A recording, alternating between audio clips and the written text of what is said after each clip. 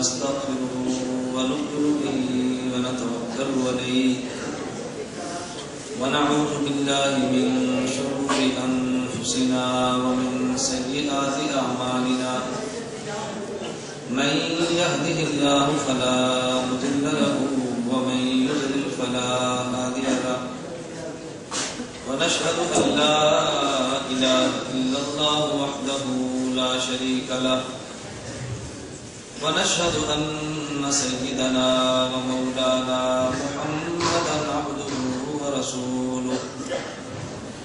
أما بعد فأعوذ بالله من الشيطان الرجيم. بسم الله الرحمن الرحيم. إن هذا القرآن يهدي للتي هي أقوم ويبشر المؤمنين الذين يعملون الصالحات أن لهم أجرا كبيرا. عن عمر بن الخطاب رضي الله عنه قال قال النبي صلى الله عليه وسلم إن الله يرفع بهذا الكتاب أقواما ويضع به آخرين. اللهم صل على محمد وعلى آل محمد كما صليت على إبراهيم وعلى آل إبراهيم إنك حميد مجيد. اللهم بارك على محمد وعلى آل محمد كما باركت على إبراهيم وعلى آل إبراهيم إنك حميد مجيد. نہایت معزز علماء کرام اور میرے طالب علم دوستوں اور بھائیوں، ہمارا آج کا علماء طلباء کنونشن بحمد اللہ تعالی اپنے اکابر علماء دیوبند کی قیادت میں بڑے تسلسل کے ساتھ جاری ہے. میری اپنی خواہش یہ تھی کہ میں اپنی گفتگو اپنے اکابر سے قبل کرتا، مگر ان حضرات کے کچھ آزار تھے جس وجہ سے ان کے بیانات چلتے رہے. ہم چونکہ اپنے اکابر کا ادب کرنا ضروری سمجھتے ہیں، اس لیے جو بات فرمائیں اس پر عمل کرنا ہم ضروری تصور کرتے ہیں. تو میں ان حضرات کی خواہش کی وجہ سے بیانات تھوڑا سا تاخیر سے شروع ہوا. میری خواہش یہ تھی کہ میں بیان پہلے کرتا اور میرے اکابر علماء دیوبند کے بیانات بعد میں. اب چونکہ وقت بھی کافی ہوا، لیکن کافی وقت کے باوجود بھی جو باتیں میں نے کہنی ہیں وہ انشاءاللہ ضرور کہنی ہے. انشاءاللہ میرے اللہ کو منظور ہوا تو میں اپنا موقف آپ کو سمجھاؤں گا بھی اور آپ کو یاد بھی کراؤں گا انشاءاللہ. کبھی بندے کو موقف سمجھ آتا ہے یاد نہیں ہوتا، اور کبھی یاد آتا ہے سمجھ نہیں ہوتا. میں نے آپ کو یاد سمجھانا بھی ہے اور یاد بھی کرانا انشاءاللہ. میں اللہ کی ذات پہ بھروسہ کر کے کہتا ہوں، جو نہیں سنے گا میں اس کو متوجہ کر لینا انشاءاللہ. یہ نہیں کہ آپ نہ سنے اور میں متوجہ نہ کروں، یعنی آپ کو متوجہ بھی کرنا ہے، اپنا مسلک سمجھانا بھی ہے، اپنا مسلک یاد بھی کرانا ہے. میں اللہ کی ذات پر بھروسہ کر کے کہتا ہوں، صبح آپ سے کوئی مخالف یا موافق پوچھے گا رات بیان کیا ہوا، وہ بات آپ کی مانے یا نہ مانے، لیکن آپ اس کو بیان سنائیں گے اور سمجھائیں گے انشاءاللہ. سمجھانا ہمارے ذمہ ہے، منوانا ہمارے ذمہ نہیں. سمجھانا ہمارے ذمہ ہے اور ہم نے مسلک سمجھایا ہے اور بڑی دیانت کے ساتھ اور بڑی جرأت کے ساتھ سمجھایا ہے الحمدللہ. میں آج کی مجلس میں 3 باتیں عرض کروں گا. اب ایک بات پہ گفتگو کروں تو کافی طویل ہوگی، لیکن بڑے اختصار سے 3 باتیں آپ کی خدمت میں لاؤں گا. نمبر 1 وہ بات کہ جس کا تذکرہ حضرت علامہ خالد محمود صاحب دامت برکاتہم فرما رہے تھے کہ ہمارے علماء دیوبند کا عقیدہ دیوبند بننے سے پہلے کا ہے. ہمارا عقیدہ قرآن والا ہے، ہمارا عقیدہ پیغمبر کی حدیث والا ہے. میں علامہ خالد محمود صاحب دامت برکاتہم کے بیان کو متن بنا کے آگے اس میں کچھ حاشیہ پیش کرتا ہوں. حضرت کے بیان کو متن بنا کے اپنے بیان کو بطور شرح کے پیش کرتا ہوں. ہم قرآن بھی مانتے ہیں اور ہم حدیث بھی مانتے ہیں. نمبر 1 قرآن کیا ہے، نمبر 2 حدیث کیا ہے. میں قرآن و حدیث کا معنی وہ بیان کروں گا کہ جس کو شیخ الحدیث تو سمجھتا ہے مزید سمجھے، طالب علم بھی سمجھے. اور اگر اس مجمع میں ایک ایسا شخص ہو کہ جس کسی مدرسے کا مدرس استاد بھی نہیں، کسی مدرسے کا طالب علم بھی نہیں، ایک ان پڑھ اور دیہاتی بندہ ہے، تو وہ بھی سمجھے گا قرآن کسے کہتے ہیں، وہ بھی سمجھے گا حدیث کسے کہتے ہیں. نبی کریم صلی اللہ علیہ وسلم اللہ کے پیغمبر ہیں جو اللہ کی بات کو اللہ کی مخلوق تک پہنچاتے ہیں. پیغمبر کے ذمے اپنی بات نہیں، پیغمبر کے ذمے اللہ کی بات مخلوق تک پہنچانی ہے. تو نبی کو پیغمبر کہتے ہیں.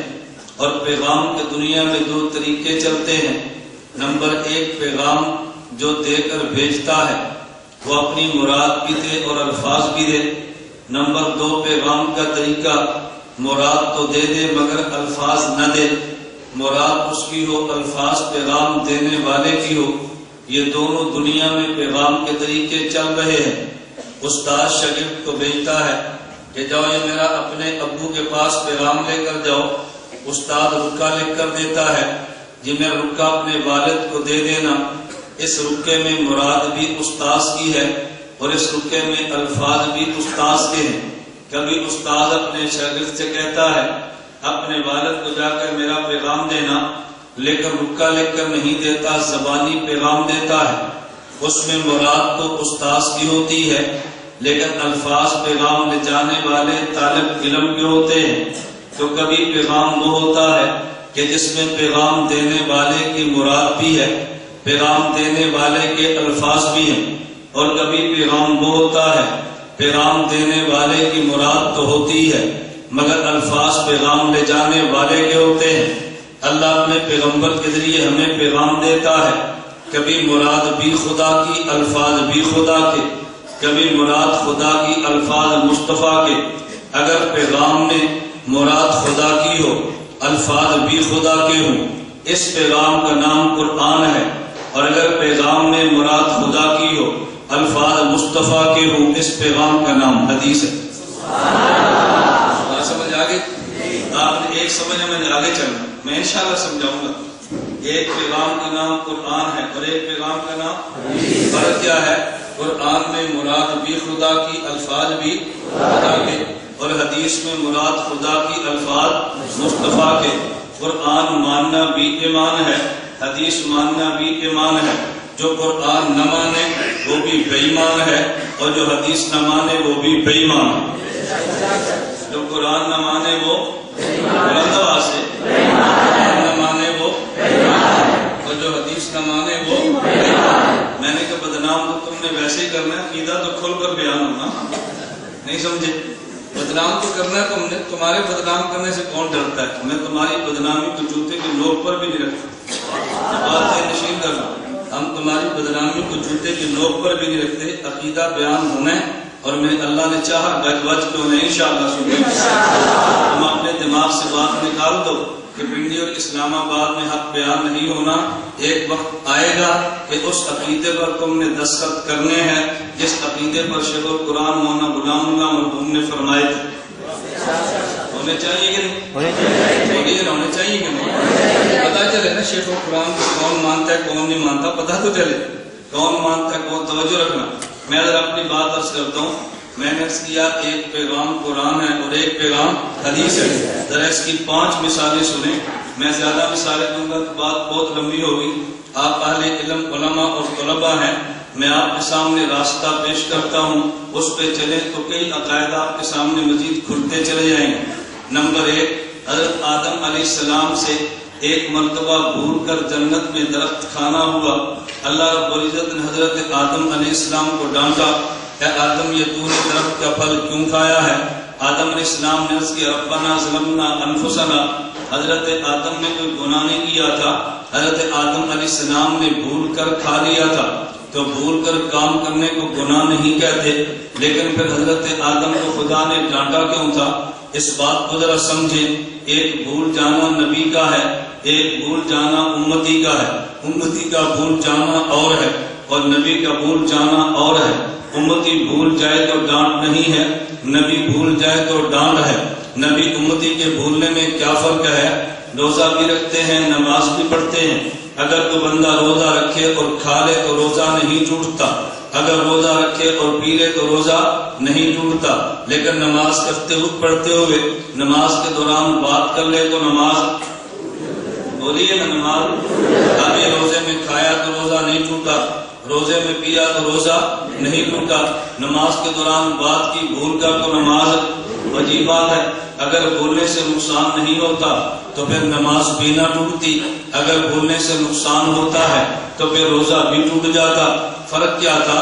اگر آپ نے نماز اور روزے کے بھول کو سمجھ لیا تو نبی اور امت کے بھول جانے کو سمجھیں گے۔ دونوں میں فرق کیا تھا؟ روزے دار نے روزہ بھی رکھنا ہے، روزے دار نے کام بھی کرنا ہے، روزے دار نے روزے میں سو بھی جانا ہے، روزے دار نے روزے میں اسکول بھی جانا ہے، کالج جانا ہے، مدرسے میں جانا ہے، دفتر بھی جانا ہے۔ تو روزے دار نے روزے کے ساتھ کئی کام کرنے ہیں، نماز والے نے صرف ایک کام کرنا ہے، سارے کام چھوڑ کے صرف اللہ سے بات کرنی ہے، کیونکہ روزے والے کے ذمہ کئی کام تھے۔ اگر بھول کر ایک کام چھوڑ دیا تو جو نہیں کرنا چاہیے تھا کر لیا۔ اللہ فرماتے ہیں ذمہ کئی کام تھے، بھول گیا تو کیا ڈانٹنا ہے؟ نمازی تیرے ذمہ تو کام ہی ایک تھا، آیا تھا مجھ سے باتیں کرنے کے لیے اور تو بھول کر لوگوں سے باتیں کرنے لگا، تیرا جرم ایسا کہ تجھے ڈانٹنا چاہیے۔ میں اس کی مثال یوں کہتا ہوں، اگر آپ نے بچے کو بھیجا بازار کہ یہ 100 روپیہ ہے، جاؤ وہاں سے ادرک بھی لاؤ، وہاں سے ٹماٹر بھی لاؤ، وہاں سے پیاز بھی لاؤ، وہاں سے ہریاں مرچیں بھی لاؤ اور وہاں سے دھنیا بھی لاؤ، وہاں سے تھوڑا سا فلاں چیز بھی لاؤ، فلاں بھی لاؤ۔ یہ بچہ واپس آیا، آپ نے شاپ پر دیکھا تو اس میں ادرک نہیں تھی، آپ نے پوچھا بیٹا ادرک کیوں نہیں لایا؟ وہ بچہ کہتا ہے ابو میں بھول گیا۔ اس کو کوئی بھی نہیں ڈانٹتا، اگر ڈانٹیں گے تو ساتھ والے کہیں گے بھائی 20 چیزیں تھی بچہ بھول گیا، بابا یہ کوئی ڈانٹنے کی بات ہے؟ لیکن آپ نے بچے کو 10 روپے دیے، جا دکان سے ادرک لے کر آ۔ وہ بچہ 1 گھنٹے بعد واپس آیا، آپ نے پوچھا ادرک لایا ہے؟ بچے نے کیا بھول گیا، آپ ڈانٹے کہ تیرے ذمے ایک کام تھا تو وہ بھی ٹوٹ گیا، وہ بھی تو بھول گیا۔ تو روزے میں ذمے کئی کام ہے، بندہ بھول جائے تو معافی مل جاتی ہے، لیکن نماز میں ایک ہی کام تھا، خدا سے باتیں کرنا۔ جب یہ بھول جائے تو ڈانٹ پڑتی ہے، لیکن چونکہ بھولا ہے ڈانٹ پڑتی ہے، گناہ تب بھی نہیں ہوتا۔ اللہ نے حضرت آدم سے فرمایا کہ جو تیرا جی چاہے جنت میں کھا، لا تقربا ہذہ الشجرہ، مگر یہ ایک کام نہ کرنا۔ آدم اس ایک کو بھی بھول گئے، فرمایا تیرے ذمے ایک کام تھا تو وہ بھی بھول گیا، یہ گناہ تو نہیں تھا، لیکن حضرت آدم کو ڈانٹ پڑی ہے۔ آدم علیہ السلام اس ڈانٹ کی وجہ سے فرمانے لگے اللہ میں نے جرم کیا تو مجھے معاف کر دے۔ یہ آدم علیہ السلام کو جرم نہیں تھا، لیکن آپ نے بھی جرم کیا کیوں؟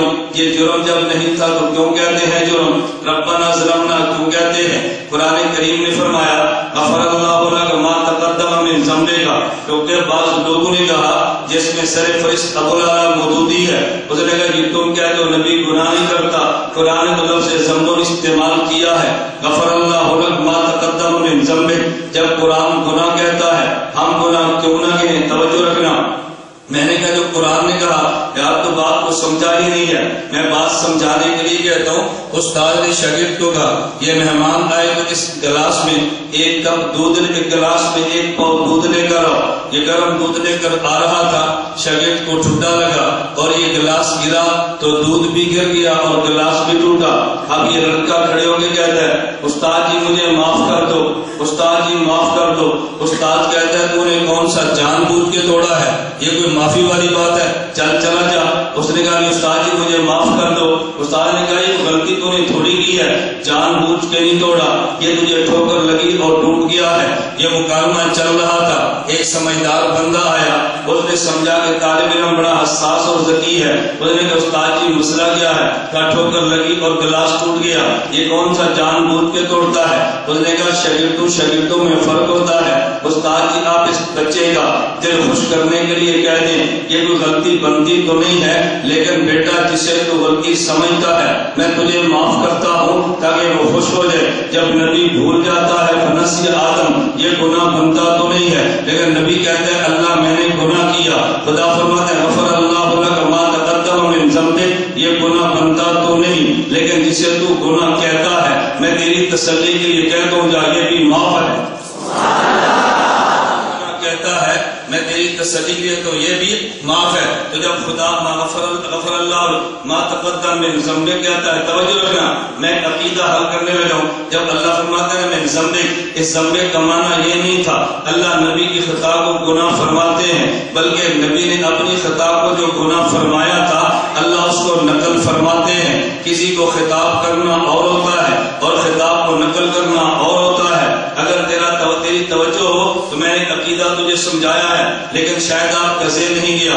ایک بندہ یوں کہنے لگا کہ مولانا صاحب اذان سے پہلے ہم الصلاۃ والسلام علیک یا رسول اللہ پڑھتے ہیں، تو تم دیوبند والے کہتے ہو نہیں پڑھنا چاہیے کیونکہ تم نے نبی کو خطاب کیا۔ خطاب اسے کرتے ہیں جو سامنے موجود ہو، جب یہاں پیغمبر موجود ہی نہیں ہے تو تم نے یا رسول اللہ کیا کہ خطاب کیوں کیا ہے؟ ہم جب تعلیم دیتے ہیں تو بدعتی فوراً کہتا ہے جب تم نماز میں کہتے ہو السلام علیکم ایھا النبی، کیا اس وقت نبی سامنے موجود ہوتا ہے؟ ہم نے کہا موجود تو نہیں ہے، تو پھر بتائیں ایھا النبی خطاب کیوں کیا؟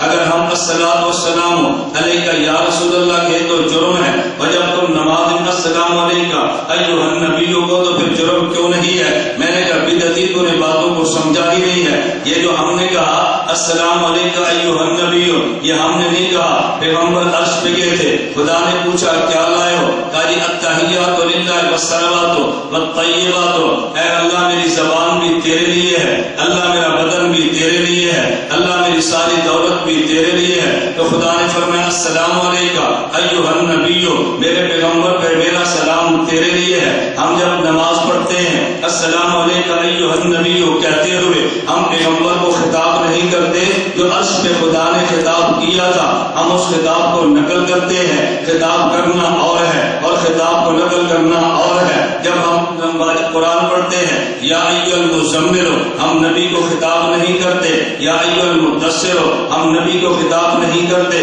یا ایھا النبی قل لازواجک، ہم پیغمبر کو خطاب نہیں کرتے۔ جو خطاب خدا نے فرمایا تھا اس خطاب کو نقل کرتے ہیں، اور جب تم السلام علیکہ یا رسول اللہ کہتے ہو تو تم پیغمبر کو خطاب کرتے ہو، اور ہم خدا کے خطاب کو نقل کرتے ہیں۔ خطاب کرنا اور ہے اور کسی کے خطاب کو نقل کرنا اور ہے۔ من ذنبے کا، یا خدا نے نبی کو یہ نہیں کہا تیرا گناہ، فرمایا جس کو تو نے گناہ کہا میں وہ کہتا ہوں من ذنبے کا۔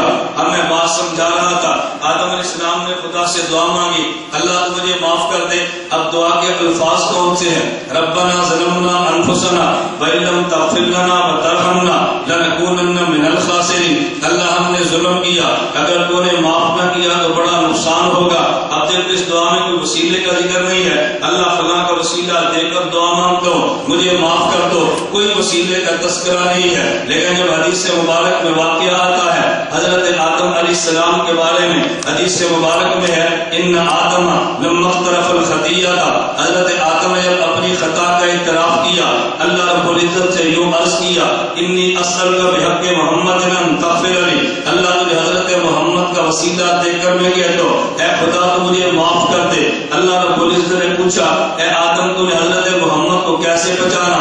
کیف عرفت محمد ولم اخلقه، میں نے ابھی تک پیدا نہیں کیا تو نے حضرت محمد کو کیسے پہچان لیا؟ حضرت آدم نے عرض کیا اے اللہ لما خلقتنی بیدک، جب آپ نے مجھے پیدا فرمایا تھا، ونفخت فی من روحک، میرے بدن میں روح کو ڈالا تھا، رفعت راسی، میں نے سر اٹھایا تھا، رأیت علی قواعد العرش مکتوبہ لا الہ الا اللہ محمد رسول اللہ، میں نے عرش پہ لا الہ الا اللہ محمد رسول اللہ کو لکھا ہوا دیکھا تھا، فعرفت انک لم تضف الی اسمک، اللہ میں نے جان لیا اپنے نام کے ساتھ اسی کا نام لکھتا ہے جو تجھے پوری کائنات میں زیادہ محبوب ہو۔ اللہ رب العزت نے فرمایا صدقت یا آدم، آدم تجھے بالکل ٹھیک کہا ہے، انہ لحق الخلق الیہ، یہ مجھے پوری مخلوق میں زیادہ محبوب ہے۔ سألتنی بحق محمد قد غفرت لک، تو نے حضرت محمد کا وسیلہ دے کر مجھ سے دعا مانگی ہے، آدم میں نے تجھے معاف کر دیا ہے۔ حضرت آدم کی دو دعائیں آ گئی، ایک دعا جو قرآن میں ہے ربنا ظلمنا انفسنا، اس میں وسیلے کا کوئی تذکرہ نہیں۔ آدم کی دوسری دعا جو حدیث میں ہے اللہم انی اسألک بحق محمد ان تغفر لی، اس میں دعا وسیلے کے ساتھ ہے۔ جو بند والے کہتے ہیں ہم قرآن بھی مانتے ہیں ہم حدیث بھی مانتے ہیں، بغیر وسیلے کے دعا کرے تب بھی جائز ہے، یہ دعا قرآن میں ہے، وسیلے کے ساتھ دعا مانگے تب بھی جائز ہے، یہ مسئلہ حدیث مبارک میں ہے۔ قرآن بھی پیغام خدا بندی ہے، حدیث بھی پیغام خدا بندی ہے، قرآن بھی ماننا ایمان ہے، حدیث بھی ماننا ایمان ہے، قرآن نہ مانے تب بھی بے ایمان ہے، حدیث نہ مانے تب بھی بے ایمان ہے، قرآن نہ مانے تب بھی بے ایمان ہے، حدیث نہ مانے تب بھی بے ایمان ہے، قرآن نہ مانے تب بھی بے ایمان ہے، حدیث نہ مانے تب بھی بے ایمان ہے۔ ہم قرآن بھی مانتے ہیں اور حدیث بھی مانتے ہیں۔ نمبر دو، اللہ رب العزت نے حضرت عیسیٰ کو نبوت دی ہے۔ عیسیٰ علیہ السلام کا یہودی دشمن بنا ہے تو یہودیوں نے قتل کرنے کے لیے عیسیٰ علیہ السلام کے پیچھے دوڑے ہیں، عیسیٰ علیہ السلام کے کمرے میں چھپ گئے ہیں۔ یہودیت سے بچنے کے لیے حضرت عیسیٰ علیہ السلام کو گرفتار کرنے کے لیے جو یہودی فوج گئی ہے، جب وہ اندر گیا ہے اللہ نے عیسیٰ علیہ السلام کو زندہ آسمان پہ اٹھا لیا، وما قتلوا وما صلبوا ولکن شبہ لهم، جو اندر گرفتار کرنے کے لیے گیا تھا اس کی شبیہ عیسیٰ علیہ السلام کی بن گئی ہے۔ جب باہر آیا تو کہتے اندر تو عیسیٰ ہے ہی نہیں، یہودی نے کہا تو بکتا ہے، اندر عیسیٰ علیہ السلام ہے ہی نہیں، تو خود عیسیٰ ہے، یہ تو شبیہ ہے۔ اللہ نے جو قرآن کریم میں بتایا ان کی شبیہ کو سولی پہ چڑھا دیا گیا، عیسیٰ علیہ السلام میں قتل ہوئے، نہ عیسیٰ علیہ السلام کو سولی پہ لٹکایا، برفعہ اللہ، عیسیٰ علیہ السلام کو اللہ نے آسمان پہ زندہ اٹھا لیا ہے۔ پھر اہل سنت والجماعت کا عقیدہ ہے کہ جس کے علامہ انور شاہ کشمیری رحمۃ اللہ علیہ نے مستقل کتاب تصنیف فرمائی ہے، متواترات اس میں جمع کی ہے کہ جسے ثابت ہوتا ہے عیسیٰ علیہ السلام قیامت سے پہلے آسمان سے نازل بھی ہوں گے، عیسیٰ علیہ السلام قیامت سے پہلے جب آئیں گے دجال قتل بھی کریں گے، عیسیٰ علیہ السلام آئیں گے صلیب کو توڑ ڈالیں گے۔ اب یہ ساری احادیث تو موجود ہیں لیکن قرآن کریم میں عیسیٰ علیہ السلام کا آسمان سے آنا یہ بالکل قرآن میں نہیں ہے۔ جو بد والوں نے قرآن بھی مانا ہے، ہم کہتے ہیں عیسیٰ علیہ السلام کا آسمان پہ جانا یہ قرآن میں ہے، آسمان سے آنا یہ حدیث میں ہے۔ ہم آسمان پہ جانا بھی مانتے ہیں کیونکہ قرآن میں ہے، آسمان سے آنا بھی مانتے ہیں کیونکہ حدیث میں ہے۔ ارے قرآن بھی ایمان ہے، حدیث بھی ایمان ہے. قرآن نہیں مانتا تب بھی بے ایمان ہے, حدیث نہیں مانتا تب بھی بے ایمان ہے.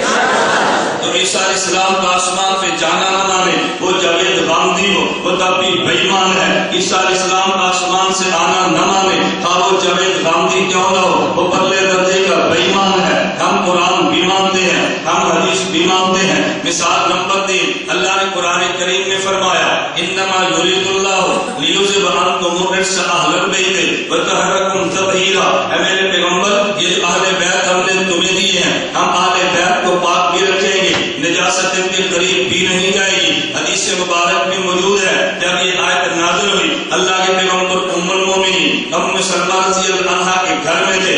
اللہ کے پیغمبر نے ان نبی صلی اللہ علیہ وسلم دعا فاطمہ کا وحسن و حسین, حضرت فاطمہ کو بھی بلایا, حسن حسین کو بلایا. وخلفہ علی, علی پیغمبر کے پیچھے تھے, حضرت پیغمبر نے علی کو بلایا. فجدلہم بکسائی, حضور ان سب کو چادر کے نیچے لے لیا. پھر فرمایا ہؤلاء اہل بیتی, اللہ یہ میری فاطمہ بھی اہل بیت ہے, میرا حسن بھی اہل بیت ہے, میرا حسین بھی اہل بیت ہے, میرا علی بھی اہل بیت ہے. فضل عنہم الرجس, اللہ ان سے بھی نجاست کو دور رکھنا. وطہرہم تطہیرا, اللہ ان کو بھی پاک رکھنا. ہم نے پیغمبر کی بیویوں کا اہل بیت مانا کیونکہ وہ قرآن میں تھا. پیغمبر کی بیٹی دماد اولاد کو اہل بیت مانا, وہ حدیث میں تھا. ہم نے پیغمبر کی بیوی کو اہل بیت مانا, یہ قرآن میں تھا. اس کو ماننا بھی ایمان ہے. ہم نے پیغمبر کی بیٹی, پیغمبر کے داماد اور نواسوں کو اہل بیت مانا, حدیث میں ہے. اس کو ماننا بھی ایمان ہے. ہم اس لیے کہتے ہیں نبی کی بیویاں اہل بیت ہے, یہ قرآن میں ہے.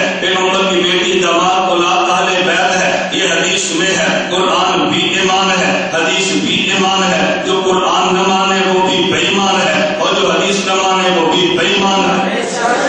جو قرآن نہ مانے وہ بے ایمان ہے, جو پیغمبر کی بیوی کو اہل بیت نہ مانے وہ بے ایمان ہے. قرآن کا منکر ہے, پیغمبر کی بیٹیاں داماد نواسوں کو اہل بیت نہ مانے بے ایمان ہے, وہ حدیث کا منکر ہے. مثال نمبر 4, اللہ نے قرآن کریم میں فرمایا لا تقولوا لمن يقتل في سبيل الله اموات. میدان جنگ میں جا رہا تھا, یہ جاننے والا بدن ہے جس کے اندر روح بھی ہے. انسان کہتے ہی اسے ہیں, ایک اس میں مٹی کا بنا بدن ہو, ایک اس کے اندر آسمان سے آنے والی روح ہو. اللہ رب العزت نے انسان کو ان دونوں چیزوں کا مجموعہ بنایا ہے. میں ضمن ایک بات آگے, یہ بھی دیوبند کا عقیدہ ذہن نشین فرما لو. میں جب کبھی دیوبند کی بات کہتا ہوں تو ممکن آپ کے ذہن میں آئے ابھی تو علامہ صاحب فرما رہے تھے یہ دیوبند کا عقیدہ نہیں ہے, یہ قرآن و سنت کا ہے. ہم دیوبند کا عقیدہ کیوں کہتے ہیں, یہ میری بات ذہن نشین فرما لے. ہم اس لیے کہتے ہیں کہ کبھی بعض لوگ وہ بھی ہیں جو نام تو دیوبند رکھتے ہیں لیکن اکابر دیوبند کی بات نہیں مانتے.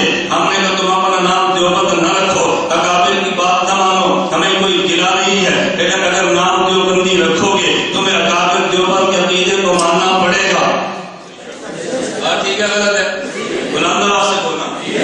غلط ہے. اگر دیوبندی کہتے ہو تو پھر اکابر دیوبند کے عقیدے کو ماننا پڑے گا. اگر تم دیوبندی نہیں کہتے, اکابر کے عقیدے کو نہ مانو, ہماری تم سے کوئی لڑائی نہیں ہے. توجہ رکھنا, یہ جو میدان میں جا رہا تھا یہ جانے والا وہ بدن ہے کہ جس کے اندر روح بھی ہے. میں درمیان میں کہہ رہا تھا ذرا دیوبندی کے عقیدے پہ ایک دلیل سننا جو شاید تم نے دلیل کبھی نہ سنی ہو. میں نے کہا اللہ نے انسان کو پیدا کیا, اس میں مٹی کا بنا بدن ہے, اس میں آسمانی روح ہے, کیونکہ اس میں بدن مٹی کا ہے اور اس میں بدن بھی ہے اور بدن زمین سے بنا ہے. اب اگر بدن کو خوراک چاہیے, اللہ خوراک مٹی سے بناتے ہیں. اگر یہ بدن بیمار ہو جائے, علاج کے لیے دوا چاہیے, اللہ دوا مٹی سے بناتے ہیں. اس کے بدن میں روح بھی ہے, اس روح کو خوراک چاہیے, اللہ خوراک آسمان سے بھیجتے ہیں, کیونکہ روح جو آسمان سے آئی ہے. اگر یہ روح بیمار ہو جائے, بیماری کی دوا آسمان سے آتی ہے جسے وحی کہتے ہیں. یہ روح جو آسمان سے آئی ہے. اگلی بات میں یہ تم اگر بدن بیمار ہو جائے,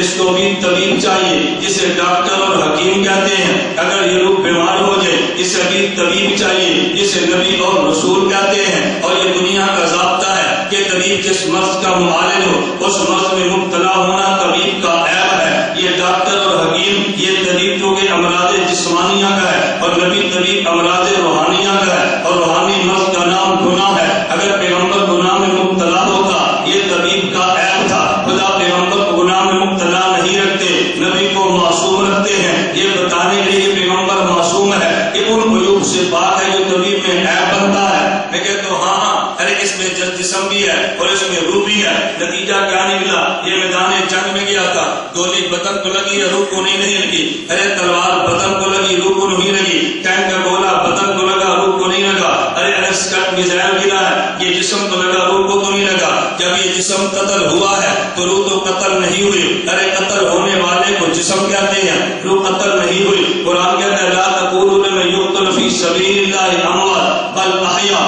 ولكن لا تشعرون. یہ جو اللہ کے راستے میں قتل ہوا تم نے اس کو مردہ نہیں کہنا بلکہ یہ تو زندہ ہے. اب بندے کے ذہن میں سوال پیدا ہوا، اللہ جو بدن قتل ہوا آپ نے قرآن میں بتا دیا زندہ ہے، اللہ روح کا کیا بنا؟ روح قتل بھی نہیں ہے تو روح زندہ ہے یا مردہ ہے؟ قرآن بالکل خاموش تھا. پھر اس میں میرے پیغمبر بولے ہیں، عبداللہ بن مسعود رضی اللہ عنہ کہتے ہیں ہم نے نبی پاک صلی اللہ علیہ وسلم سے پوچھا لا تحسبن الذین قتلوا فی سبیل اللہ امواتا، اس آیت کا معنی کیا ہے؟ ہمیں اللہ کے پیغمبر نے فرمایا ارواحهم فی جیوف طیر خضر لها قنادیل معلقۃ بالعرش تسرع من الجنۃ حیث تشاء. یہ شہید کی روح جنت پرندے کی پوٹ میں ہے اور یہ پرندہ اپنے پرندہ ایک قندیل میں ہے، قندیل خدا کے عرش سے لٹکا ہوا ہے اور یہ جنت میں جہاں چاہے سیر کرتا ہے. اب توجہ رکھنا، اس کے اندر ایک تو بدن تھا، بدن کی حیات کا تذکرہ قرآن میں ہے. ایک اس کے اندر روح تھی اور روح کی حیات کا تذکرہ اور حدیث مبارک میں ہے. ہم نے بدن کو زندہ مانا قرآن کی وجہ سے، ہم نے شہید کی روح کو زندہ مانا حدیث کی وجہ سے. قرآن ماننا بھی ایمان ہے، حدیث ماننا بھی ایمان ہے. قرآن نہ مانے تب بھی بے ایمان ہے، حدیث نہ مانے تب بھی بے ایمان. قرآن نہ مانے تب بھی بے ایمان ہے، حدیث نہ مانے تب بھی بے ایمان ہے. تمہارا ذوق تازہ ہو تو میں ایک بات کہہ دوں، میں تم سے اجازت نہیں لیتا کہ تم کہہ دو گے تو میں کہہ دوں گا، تم نہیں کہو گے تو میں نہیں کہوں گا. میں نے کہا نہ، میں مسئلہ حیات تو تمہارا کارکن نہیں ہوں، میں تمہاری مریض کے مانوں. میں ایک بات کہتا ہوں، تم کہو میں نے تب بھی کہنا ہے، تم نہ کہو میں تب بھی کہنا ہے. میں ایک جملہ کہتا ہوں، اگر کوئی حدیث نہیں مانتا یہ بے ایمان ہے اور سنگل بے ایمان ہے. اگر قرآن نہیں مانتا تو ڈبل بے ایمان ہے. حدیث نہیں مانتا تو سنگل بے ایمان، قرآن نہیں مانتا تو ڈبل بے ایمان. کیوں جھوٹ بولتے ہو؟ قرآن نہیں مانتے، قرآن تو تم نہیں مانتے. نہیں سمجھے؟ شہید کی روح زندہ ہے، کہاں پر ہے؟ حدیث میں. شہید کی روح زندہ ہے، کہاں پر ہے؟ بولیے. اور شہید کا جسم زندہ ہے، کہاں پر ہے؟ بولیے نا، کہاں پر ہے؟ قرآن میں. شہید کی روح زندہ کہاں پر؟ حدیث میں.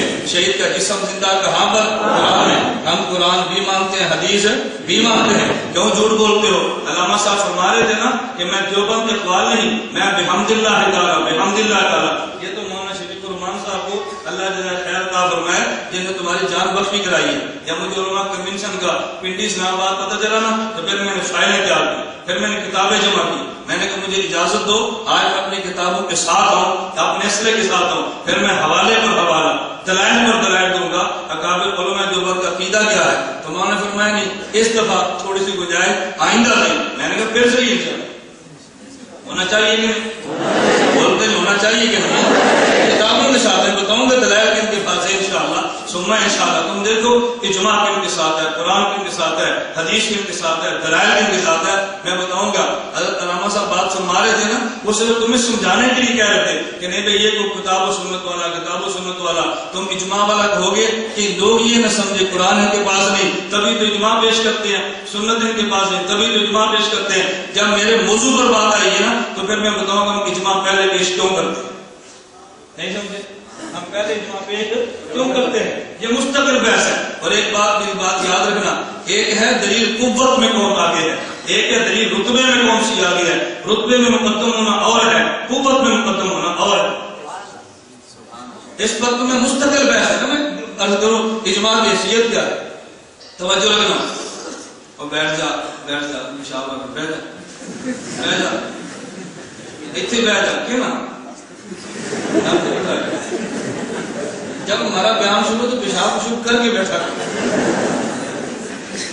بات. یہ تو خیر بچہ ہے نا جی، ہم سمجھتے ہیں بات پالیسی میک کر ہوتے ہیں، وہ آتے خبیصے سے نہیں ہیں. ایک اٹھے دوسرا اٹھے، ہم بعد میں تاثر دیں گے ایک مولانا کو مٹک سے بیان سنیں بندے اڑتے جان پہ.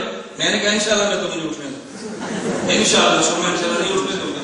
یہ تم تاثر بھی نہیں دو گے، کوئی بھی سنتا نا. کوئی اٹھے گا تو ہمیں بٹھانا بھی آتا، کوئی جلسہ خراب کرے تو ہمیں ٹھیک کرنا بھی آتا. بات سمجھ آئی؟ توجہ رکھنا. میں نے کہا موضوع نہیں ہے. آپ بتاؤ نماز کا درجہ بلند ہے یا وضو کا؟ بولیے نا، نماز کا یا وضو کا؟ مقدم وضو یا نماز؟ کیوں؟ جب درجہ نماز کا بلند ہے تو پہلے نماز کا. جب تک نماز میں وضو نہیں ہے نماز نہیں ہے. توجہ رکھنا، جب تک وضو نہیں ہے نماز، جب تک اجماع نہیں ہے قرآن کا ثبوت نہیں ہے. نہیں سمجھ؟ اجماع ہوگا تو قرآن کا ثبوت ہوگا، اجماع نہیں ہوگا قرآن کا ثبوت نہیں. جو تم اشکال نہیں پھرتے ہو میں بہت اچھی طرح جانتا ہوں. میں جوتے کی نوک پر رکھتا ہوں تمہارے اعتراضات. میں نے کہا کوئی عنوان نہیں ہے نا، میں نے 3 باتیں عرض کرنی ہیں، ابھی تو ایک پوری نہیں ہوئی، ایک دوسری تیسری. توجہ رکھنا. مجھے ایک طالب علم کہنے لگا، پختون تھا، استاد میرا ایک سوال ہے. میں نے کہا جی فرمائیں. میں پختون علاقے میں جاؤں نا تو میں بحمد اللہ تعالیٰ میرا لہجہ اور ہوتا ہے. ان کے ذہن میں ہوتا ہے کہ پنجابی میں کوئی منطق فلسفہ نہیں آتا، یہ معقولی نہیں ہے، یہ مدرس نہیں ہے. اس لیے وہاں میں تدریسی اسٹائل میں کرتا ہوں کہ ان کو یہ پتا چلے کہ خطابت ہمارا پیشہ نہیں ہے، خطابت ہماری ضرورت ہے. نہیں سمجھے؟ خطابت ہماری. مجھے طالب علم کہنے لگا مولانا ایک سوال کا جواب میں کیا فرمائیں. کہتے ہیں اگر اجماع نہ ہوتا تو قرآن ہوتا. میں نے کہا نہیں. کہتے ہیں اجماع پہ دلیل کیا ہے. میں نے کہا قرآن. من یشاقق الرسول. کہتا ہے اجماع نہ ہوتا قرآن ہوتا. میں نے کہا نہیں. کہتا ہے قرآن نہ ہوتا اجماع ہوتا. میں نے کہا نہیں. توجہ رکھنا، اگر اجماع نہ ہوتا قرآن ہوتا. ہم تک قرآن کیسے پہنچے؟ اجماع امت ہے نا، اور دلیل شرعی کوئی نہیں ہے. اجماع امت دلیل شرعی ہے اس قرآن کے ثبوت پہ. وہ جو اس نے کہا اجماع نہ ہوتا تو قرآن ثابت ہوتا. میں نے کہا نہیں. مجھے فوراً کہنے لگا اچھا یہ بتائیں اجماع کی حجت شرعی ہونے پر دلیل کیا ہے. میں نے کہا قرآن. مجھے کہتے ہیں یہ تو دور ہے. طالب علم سمجھتے کیا ہے؟ اجماع موقوف قرآن پر، قرآن موقوف اجماع پر، یہ تو دور ہے. تو بات سمجھ آ رہی؟ جن کو سمجھے ٹھیک، جن کو نہ سمجھے وہ بھی ٹھیک. حکیم الامت مولانا اشرف علی تھانوی رحمہ اللہ نے بیان کیا، بڑا علمی تھا، عوام سمجھی نہیں. ایک مولوی صاحب نے عرض کیا حضرت آپ نے ایسا عالمانہ بیان فرمایا عوام نہیں سمجھی. فرمایا سمجھی تو اچھا، نہیں سمجھی تو بہت اچھا. سمجھی تو اچھا، نہیں سمجھی تو اس نے کہا حضرت ہمیں تو آپ کا یہ جملہ بھی سمجھ نہیں آیا. اور حکیم الامت ہے نا، حکیم الامت ہے. فرمایا اگر یہ سمجھی تو میرا مسئلہ سمجھ آ گیا، اگر نہیں سمجھی آج ان کو یقین ہو گیا تو مولانا اشرف علی تھانوی کو ہم نہیں سمجھ سکتے، آئندہ مجھ سے بحث بھی نہیں کریں گے، گمراہ بھی نہیں. کہا ٹھیک ہے غلط. سوال سمجھ آ گئے. چلو بڑے درجے کے طلباء، اجماع موقوف قرآن پر، قرآن موقوف اجماع پر، یہ کیا ہے؟ اور دور باطل ہے. میں نے کہا بیٹا یہ دور ہے ہی نہیں، اور تجھے دور کی تعریف آتی نہیں. اگر تجھے دور کی تعریف آتی کبھی شکار نہ کر سکتے. کیوں؟ میں نے کہا قطبی نے دور کی تعریف کی ہے، توقف الشیء علامہ توقف علیہ ذلک الشیء من جہۃ واحدہ. قطبی سے دور کسے کہتے ہیں؟ کہ ایک چیز دوسری پر موقوف ہو، دوسری پہلی پر موقوف ہو، اور توقف کی جہت ایک ہو. جہت میں تعدد و دور نہیں ہے. قطبی نے مثال دی ہے جیسے باپ اور بیٹا. بیٹا موقوف ہے باپ پر، اگر باپ نہ ہوتا بیٹے کو وجود نہ ملتا. اور باپ موقوف ہے بیٹے پر، اگر بیٹا نہ ہوتا اسے باپ کون کہتا. تو بیٹا باپ پر موقوف ہے اپنے وجود میں، اور باپ بیٹے پر موقوف ہے باپ کہلوانے میں. میں نے کہا قرآن موقوف ہے اجماع پر ثبوت میں، اور اجماع موقوف ہے قرآن پر حجت ہونے میں. اس کی جہت اور ہے، اس کی جہت اور ہے، کوئی دور نہیں. میں نے کہا اور سوال کر. اور الحمدللہ میں سرات میں جاتا ہوں، ہم ایسے ڈنکے کی چوٹ پہ کہتے ہیں کرو سوال، لاؤ کتب کے سوال پوچھو، پھر تمہیں سمجھ آئے. ایک ان پڑھ اور دیہاتی بندہ ہے تو وہ بھی سمجھے گا قرآن کسے کہتے ہیں، وہ بھی سمجھے گا حدیث کسے کہتے ہیں. نبی کریم صلی اللہ علیہ وسلم اللہ کے پیغمبر ہیں جو اللہ کی بات کو اللہ کی مخلوق تک پہنچاتے ہیں. پیغمبر کے ذمے اپنی بات نہیں، پیغمبر کے ذمے اللہ کی بات مخلوق تک پہنچانی ہے. تو نبی کو پیغمبر کہتے ہیں. اور پیغام کے دنیا میں 2 طریقے چلتے ہیں. نمبر 1 پیغام جو دے کر بھیجتا ہے وہ اپنی مراد بھی دے اور الفاظ بھی دے. نمبر 2 پیغام کا طریقہ مراد تو دے دے مگر الفاظ نہ دے. مراد اس کی ہو، الفاظ پیغام دینے والے کی ہو. یہ دونوں دنیا میں پیغام کے طریقے چل رہے ہیں. استاد شاگرد کو بھیجتا ہے کہ جاؤ یہ میرا اپنے ابو کے پاس پیغام لے کر جاؤ. استاد رکا لکھ کر دیتا ہے، یہ میرا رکا اپنے والد کو دے دینا. اس رکے میں مراد بھی استاذ کی ہے اور اس رکے میں الفاظ بھی استاذ کے ہیں. کبھی استاد اپنے شاگرد سے کہتا ہے اپنے والد کو جا کر میرا پیغام دینا، لیکن رکا لکھ کر نہیں دیتا، زبانی پیغام دیتا ہے، اس میں مراد تو استاذ کی ہوتی ہے لیکن الفاظ پیغام لے جانے والے طالب علم کے ہوتے ہیں۔ تو کبھی پیغام وہ ہوتا ہے کہ جس میں پیغام دینے والے کی مراد بھی ہے، پیغام دینے والے کے الفاظ بھی ہیں، اور کبھی پیغام وہ ہوتا ہے پیغام دینے والے کی مراد تو ہوتی ہے مگر الفاظ پیغام لے جانے والے کے ہوتے ہیں۔ اللہ اپنے پیغمبر کے ذریعے ہمیں پیغام دیتا ہے، کبھی مراد بھی خدا کی، الفاظ بھی خدا کے، کبھی مراد خدا کی، الفاظ مصطفیٰ کے۔ اگر پیغام میں مراد خدا کی ہو، الفاظ بھی خدا کے ہوں، اس پیغام کا نام قرآن ہے، اور اگر پیغام میں مراد خدا کی ہو، الفاظ مصطفیٰ کے ہوں، اس پیغام کا نام حدیث ہے۔ سمجھ آگے؟ آپ نے ایک سمجھا، میں نے آگے چلنا، میں انشاءاللہ سمجھاؤں گا۔ ایک پیغام کا نام قرآن ہے اور ایک پیغام کا نام فرق کیا ہے؟ قرآن میں مراد بھی خدا کی، الفاظ بھی خدا کے، اور حدیث میں مراد خدا کی، الفاظ مصطفیٰ کے۔ قرآن ماننا بھی ایمان ہے، حدیث ماننا بھی ایمان ہے۔ جو قرآن نہ مانے وہ بھی بے ایمان ہے، اور جو حدیث نہ مانے وہ بھی بے ایمان ہے۔ جو قرآن نہ مانے وہ بلند آواز سے نہ مانے وہ، اور جو حدیث نہ مانے وہ۔ میں نے کہا بدنام تو تم نے ویسے ہی کرنا ہے، عقیدہ تو کھل کر بیان ہونا، نہیں سمجھے؟ بدنام تو کرنا ہے تم نے، تمہارے بدنام کرنے سے کون ڈرتا ہے؟ میں تمہاری بدنامی کو جوتے کی نوک پر بھی نہیں رکھتا، بات ہے نشین کرنا، ہم تمہاری بدنامی کو جوتے کی نوک پر بھی نہیں رکھتے۔ عقیدہ بیان ہونا ہے، اور میں اللہ نے چاہا گج وج تو نہیں انشاءاللہ سنیں۔ تم اپنے دماغ سے بات نکال دو کہ پنڈی اور اسلام آباد میں حق بیان نہیں ہونا، ایک وقت آئے گا کہ اس عقیدے پر تم نے دستخط کرنے ہیں جس عقیدے پر شیخ القرآن مولانا غلام اللہ مرحوم نے فرمائے تھے۔ ہونے چاہیے کہ نہیں؟ ہونے چاہیے کہ نہیں؟ پتا چلے نا شیخ القرآن کو کون مانتا ہے کون نہیں مانتا، پتا تو چلے کون مانتا ہے کون۔ توجہ رکھنا، میں اگر اپنی بات عرض کرتا ہوں، میں نے عرض کیا ایک پیغام قرآن ہے اور ایک پیغام حدیث ہے۔ ذرا اس کی 5 مثالیں سنیں، میں زیادہ مثالیں دوں گا تو بات بہت لمبی ہوگی۔ آپ اہل علم علماء اور طلباء ہیں، میں آپ کے سامنے راستہ پیش کرتا ہوں، اس پہ چلیں تو کئی عقائد آپ کے سامنے مزید کھلتے چلے جائیں گے۔ نمبر 1، حضرت آدم علیہ السلام سے ایک مرتبہ بھول کر جنت میں درخت کھانا ہوا۔ اللہ رب العزت نے حضرت آدم علیہ السلام کو ڈانٹا، اے آدم یہ تو نے درخت کا پھل کیوں کھایا ہے؟ آدم علیہ السلام نے عرض کیا ربنا ظلمنا انفسنا، حضرت آدم نے کوئی گناہ نہیں کیا تھا، حضرت آدم علیہ السلام نے بھول کر کھا لیا تھا۔ تو بھول کر کام کرنے کو گناہ نہیں کہتے، لیکن پھر حضرت آدم کو خدا نے ڈانٹا کیوں تھا؟ اس بات کو ذرا سمجھیں، ایک بھول جانا نبی کا ہے، ایک بھول جانا امتی کا ہے۔ امتی کا بھول جانا اور ہے اور نبی کا بھول جانا اور ہے۔ امتی بھول جائے تو ڈانٹ نہیں ہے، نبی بھول جائے تو ڈانٹ ہے۔ نبی امتی کے بھولنے میں کیا فرق ہے؟ روزہ بھی رکھتے ہیں، نماز بھی پڑھتے ہیں۔ اگر تو بندہ روزہ رکھے اور کھا لے تو روزہ نہیں ٹوٹتا، اگر روزہ رکھے اور پی لے تو روزہ نہیں ٹوٹتا، لیکن نماز کرتے ہوئے پڑھتے ہوئے نماز کے دوران بات کر لے تو نماز، بولیے نا، نماز۔ ابھی روزے میں کھایا تو روزہ نہیں ٹوٹا، روزے میں پیا تو روزہ نہیں ٹوٹا، نماز کے دوران بات کی بھول کر تو نماز۔ عجیب بات ہے، اگر بھولنے سے نقصان نہیں ہوتا تو پھر نماز بھی نہ ٹوٹتی، اگر بھولنے سے نقصان ہوتا ہے تو پھر روزہ بھی ٹوٹ جاتا۔ فرق کیا تھا؟ اگر آپ نے نماز اور روزے کے بھول کو سمجھ لیا تو نبی اور امت کے بھول جانے کو سمجھیں گے۔ دونوں میں فرق کیا تھا؟ روزے دار نے روزہ بھی رکھنا ہے، روزے دار نے کام بھی کرنا ہے، روزے دار نے روزے میں سو بھی جانا ہے، روزے دار نے روزے میں اسکول بھی جانا ہے، کالج جانا ہے، مدرسے میں جانا ہے، دفتر بھی جانا ہے۔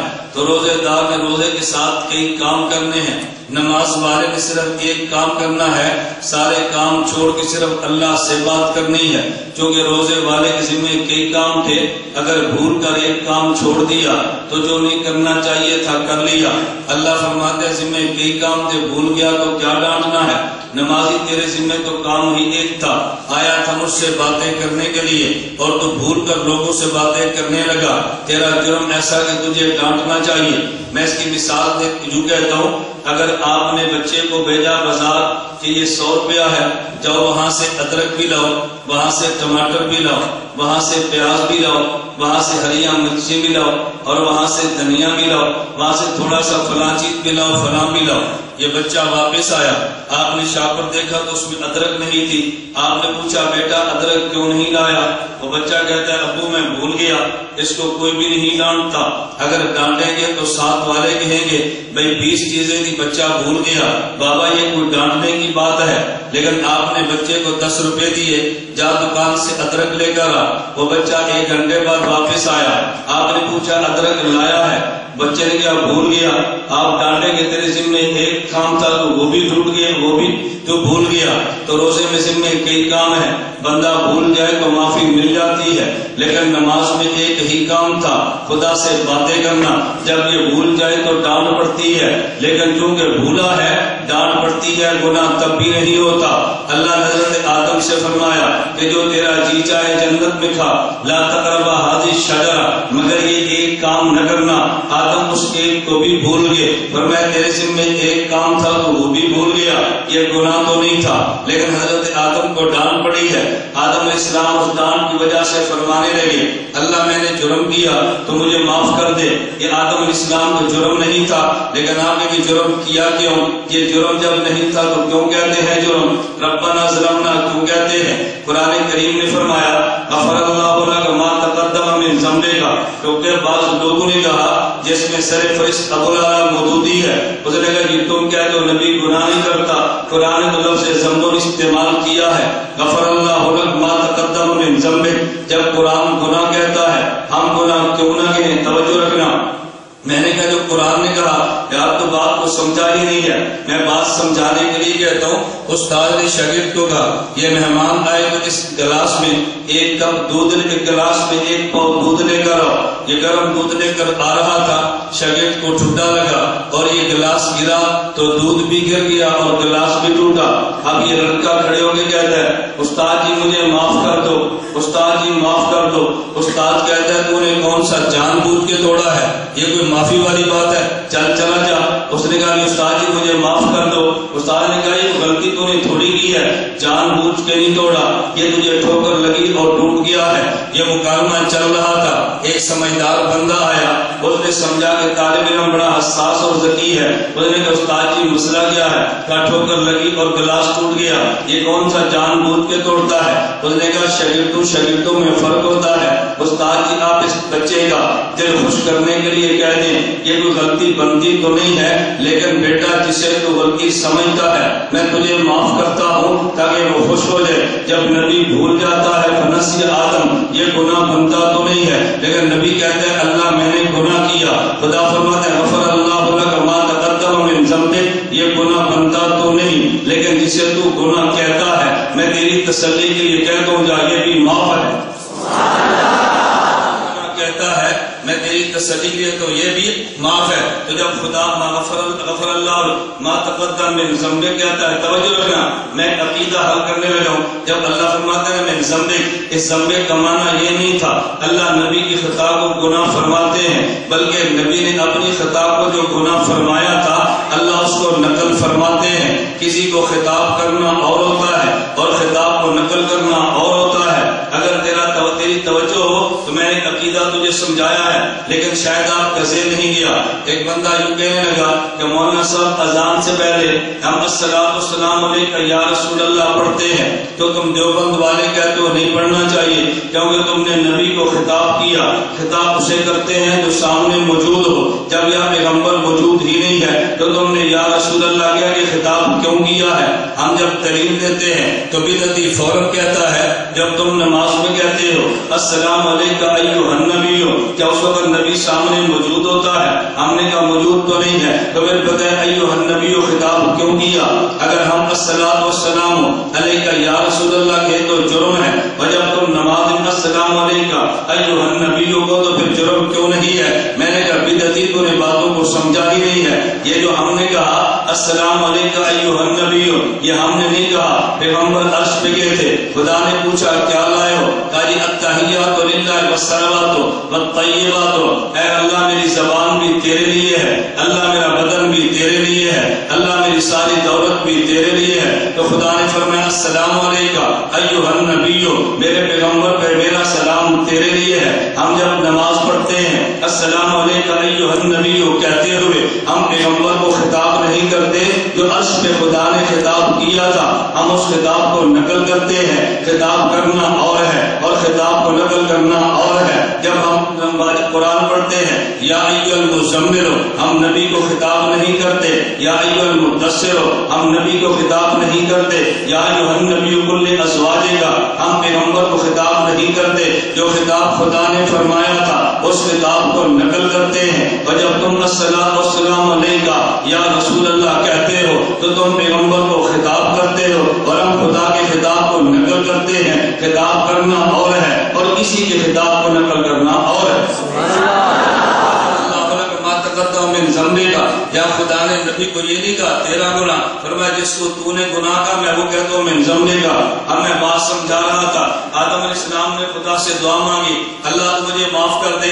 اب دعا کے الفاظ کون سے ہیں؟ ربنا ظلمنا انفسنا وان لم تغفر لنا وترحمنا لنکونن من الخاسرین، اللہ ہم نے ظلم کیا، اگر تو نے معاف نہ کیا تو بڑا نقصان ہوگا۔ اب جب اس دعا میں کوئی وسیلے کا ذکر نہیں ہے، اللہ فلاں کا وسیلہ دے کر دعا مانگتا ہوں مجھے معاف کر دو، کوئی وسیلے کا تذکرہ نہیں ہے۔ لیکن جب حدیث مبارک میں واقعہ آتا ہے حضرت آدم علیہ السلام کے بارے میں، حدیث مبارک میں ہے ان آدم لما اقترف الخطیہ، حضرت آدم نے جب اپنی خطا کا اعتراف کیا اللہ رب العزت سے یوں عرض کیا انی اسألک بحق محمد ان تغفر لی، اللہ تجھے حضرت محمد کا وسیلہ دے کر میں کہتا ہوں اے خدا تو مجھے معاف کر دے۔ اللہ رب العزت نے پوچھا اے آدم تو نے حضرت محمد کو کیسے پہچانا؟ کہ فرفت محمد ولم اخلقہ، میں نے ابھی تک پیدا نہیں کیا تو نے حضرت محمد کو کیسے پہچان لیا؟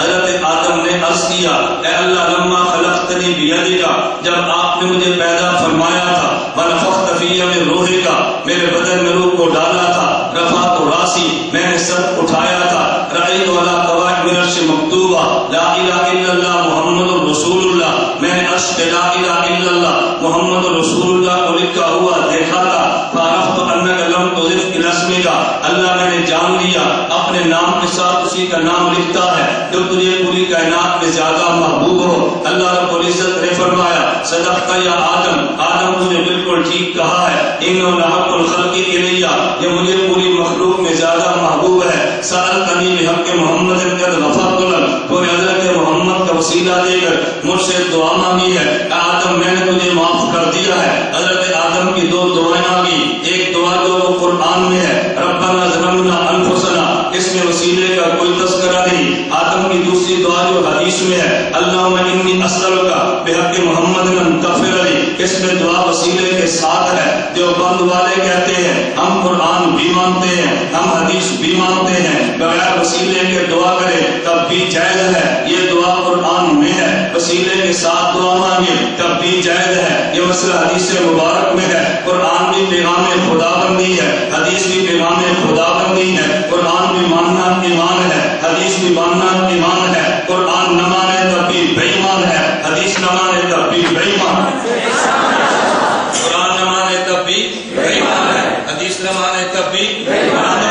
قرآن نہ مانے تب بھی بے ایمان ہے، حدیث نہ مانے تب بھی بے ایمان ہے۔ ہم قرآن بھی مانتے ہیں اور حدیث بھی مانتے ہیں۔ نمبر دو، اللہ رب العزت نے حضرت عیسیٰ کو نبوت دی ہے۔ عیسیٰ علیہ السلام کا یہودی دشمن بنا ہے تو یہودیوں نے قتل کرنے کے لیے عیسیٰ علیہ السلام کے پیچھے دوڑے ہیں۔ عیسیٰ علیہ السلام ایک کمرے میں چھپ گئے ہیں یہودیت سے بچنے کے لیے، حضرت عیسیٰ علیہ السلام کو گرفتار کرنے کے لیے جو یہودی فوج گئی ہے۔ جب وہ اندر گیا ہے اللہ نے عیسیٰ علیہ السلام کو زندہ آسمان میں اٹھا لیا، وما قتلوا وما صلبوا ولكن شبه لهم، جو اندر گرفتار کرنے کے لیے گیا تھا اس کی شبیہ عیسیٰ علیہ السلام کی بن گئی ہے۔ جب باہر آیا تو کہتے اندر تو عیسیٰ ہے ہی نہیں، یہودی نے کہا تو بکتا ہے، اندر عیسیٰ علیہ السلام ہے ہی نہیں، تو خود عیسیٰ ہے، یہ تو شبیہ ہے۔ اللہ نے جو قرآن کریم میں بتایا ان کی شبیہ کو سولی پہ چڑھا دیا گیا، عیسیٰ علیہ السلام میں قتل ہوئے، نہ عیسیٰ علیہ السلام کو سولی پہ لٹکایا، ورفعہ اللہ، عیسیٰ علیہ السلام کو اللہ نے آسمان پہ زندہ اٹھا لیا ہے۔ پھر اہل سنت والجماعت کا عقیدہ ہے کہ جس کے علامہ انور شاہ کشمیری رحمۃ اللہ علیہ نے مستقل کتاب تصریف فرمائی ہے، متواترات اس میں جمع کی ہیں کہ جسے ثابت ہوتا ہے عیسیٰ علیہ السلام قیامت سے پہلے آسمان سے نازل بھی ہوں گے۔ عیسیٰ علیہ السلام قیامت سے پہلے جب آئیں گے دجال قتل بھی کریں گے۔ عیسیٰ علیہ السلام آئیں گے صلیب کو توڑ ڈالیں گے۔ اب یہ ساری احادیث تو موجود ہیں، لیکن قرآن کریم میں عیسیٰ علیہ السلام کا آسمان سے آنا یہ بالکل قرآن میں نہیں ہے۔ جو بد والوں نے قرآن بھی مانا ہے، ہم کہتے ہیں عیسیٰ علیہ السلام کا آسمان پہ جانا یہ قرآن میں ہے، آسمان سے آنا یہ حدیث میں ہے۔ ہم آسمان پہ جانا بھی مانتے ہیں کیونکہ قرآن میں ہے، آسمان سے آنا بھی مانتے ہیں کیونکہ حدیث میں ہے۔ ارے قرآن بھی ایمان ہے، حدیث بھی ایمان ہے۔ قرآن نہیں مانتا تب بھی بے ایمان ہے، حدیث نہیں مانتا تب بھی بے ایمان ہے۔ تو عیسیٰ علیہ السلام کا آسمان پہ جانا نہ مانے وہ جاوید غامدی ہو وہ تب بھی بے ایمان ہے۔ عیسیٰ علیہ السلام کا آسمان سے آنا نہ مانے خواہ وہ جاوید غامدی کیوں نہ ہو وہ پرلے درجے کا بے ایمان ہے۔ ہم قرآن بھی مانتے ہیں، ہم حدیث بھی مانتے ہیں۔ مثال نمبر 3 اللہ نے قرآن کریم میں فرمایا انما یرید اللہ لیذھب عنکم الرجس اہل البیت وطہرکم تطہیرا۔ اے میرے پیغمبر یہ جو اہل بیت ہم نے تمہیں دیے ہیں ہم اہل بیت کو پاک بھی رکھیں گے، نجاست ان کے قریب بھی نہیں جائے گی۔ حدیث مبارک میں موجود ہے جب یہ آیت نازل ہوئی اللہ کے پیغمبر ام المومنین ام سلمہ رضی اللہ عنہا کے گھر میں تھے۔ اللہ کے پیغمبر نے ان نبی صلی اللہ علیہ وسلم دعا فاطمہ کا حسن و حسین، حضرت فاطمہ کو بھی بلایا، حسن حسین کو بلایا، وخلفہ علی، علی پیغمبر کے پیچھے تھے، حضرت پیغمبر نے علی کو بلایا، فجدلہم بکسائی، حضور ان سب کو چادر کے نیچے لے لیا، پھر فرمایا ہؤلاء اہل بیتی، اللہ یہ میری فاطمہ بھی اہل بیت ہے، میرا حسن بھی اہل بیت ہے، میرا حسین بھی اہل بیت ہے، میرا علی بھی اہل بیت ہے، فضل عنہم الرجس، اللہ ان سے بھی نجاست کو دور رکھنا، وطہرہم تطہیرا، اللہ ان کو بھی پاک رکھنا۔ ہم نے پیغمبر کی بیویوں کا اہل بیت مانا کیونکہ وہ قرآن میں تھا، پیغمبر کی بیٹی دماد اولاد کو اہل بیت مانا وہ حدیث میں تھا۔ ہم نے پیغمبر کی بیوی کو اہل بیت مانا یہ قرآن میں تھا، اس کو ماننا بھی ایمان ہے۔ ہم نے پیغمبر کی بیٹی پیغمبر کے داماد اور نواسوں کو اہل بیت مانا حدیث میں ہے، اس کو ماننا بھی ایمان ہے۔ ہم اس لیے کہتے ہیں نبی کی بیویاں اہل بیت ہے، یہ قرآن میں ہے، پیغمبر کی بیٹی داماد اولاد اہل بیت ہے، یہ حدیث میں ہے۔ قرآن بھی ایمان ہے، حدیث بھی ایمان ہے۔ جو قرآن نہ مانے وہ بھی بے ایمان ہے، اور جو حدیث نہ مانے وہ بھی بے ایمان ہے۔ جو قرآن نہ مانے وہ بے ایمان ہے، جو پیغمبر کی بیوی کو اہل بیت نہ مانے وہ بے ایمان ہے، قرآن کا منکر ہے۔ پیغمبر کی بیٹیاں تماسوں کو اہل بیت نہ مانے بے ایمان ہے، وہ حدیث کا منکر ہے۔ مثال نمبر 4 اللہ نے قرآن کریم میں فرمایا لا تقولوا لمن يقتل في سبيل الله اموات، میدان جنگ میں جا رہا تھا، یہ جاننے والا بدن ہے جس کے اندر روح بھی ہے، انسان کہتے ہی اسے ہیں، ایک اس میں مٹی کا بنا بدن ہو، ایک اس کے اندر آسمان سے آنے والی روح ہو۔ اللہ رب العزت نے انسان کو ان دونوں چیزوں کا مجموعہ بنایا ہے۔ میں ضمن ایک بات آگے یہ بھی دیوبند کا عقیدہ ذہن نشین فرما لو، میں جب کبھی دیوبند کی بات کہتا ہوں تو ممکن آپ کے ذہن میں آئے ابھی تو علامہ صاحب فرما رہے تھے یہ دیوبند کا عقیدہ نہیں ہے، یہ قرآن و سنت کا ہے، ہم دیوبند کا عقیدہ کیوں کہتے ہیں؟ یہ میری بات ذہن نشین فرما لے، ہم اس لیے کہتے ہیں کہ کبھی بعض لوگ وہ بھی ہیں جو نام تو دیوبند رکھتے ہیں لیکن اکابر دیوبند کی بات نہیں مانتے۔ ہم نے کہا تم اپنا نام دیوبند نہ رکھو، اکابر کی بات نہ مانو، ہمیں کوئی گلہ نہیں ہے، لیکن اگر نام دیوبندی رکھو گے تمہیں اکابر دیوبند کے عقیدے کو ماننا پڑے گا۔ ٹھیک ہے غلط ہے؟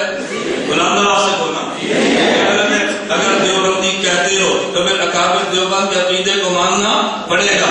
اگر تم دیوبندی نہیں کہتے اکابر کے عقیدے کو نہ مانو، ہماری تم سے کوئی لڑائی نہیں ہے۔ توجہ رکھنا، یہ جو میدان میں جا رہا تھا یہ جانے والا وہ بدن ہے کہ جس کے اندر روح بھی ہے۔ میں درمیان میں کہہ رہا تھا ذرا دیوبندی کے عقیدے پہ ایک دلیل سننا جو شاید تم نے دلیل کبھی نہ سنی ہو۔ میں نے کہا اللہ نے انسان کو پیدا کیا، اس میں مٹی کا بنا بدن ہے، اس میں آسمانی روح ہے، کیونکہ اس میں بدن مٹی کا ہے اور اس میں بدن بھی ہے اور بدن زمین سے بنا ہے۔ اب اگر بدن کو خوراک چاہیے اللہ خوراک مٹی سے بناتے ہیں، اگر یہ بدن بیمار ہو جائے علاج کے لیے دوا چاہیے اللہ دوا مٹی سے بناتے ہیں، اس کے بدن میں روح بھی ہے، اس روح کو خوراک چاہیے، اللہ خوراک آسمان سے بھیجتے ہیں، جو کہ روح جو آسمان سے آئی ہے، اگر یہ روح بیمار ہو جائے بیماری کی دوا آسمان سے آتی ہے جسے وحی کہتے ہیں، یہ روح جو آسمان سے آئی ہے۔ اگلی بات میں کہ تم اگر بدن بیمار ہو جائے اس کو بھی طبیب چاہیے جسے ڈاکٹر اور حکیم کہتے ہیں، اگر یہ روح بیمار ہو جائے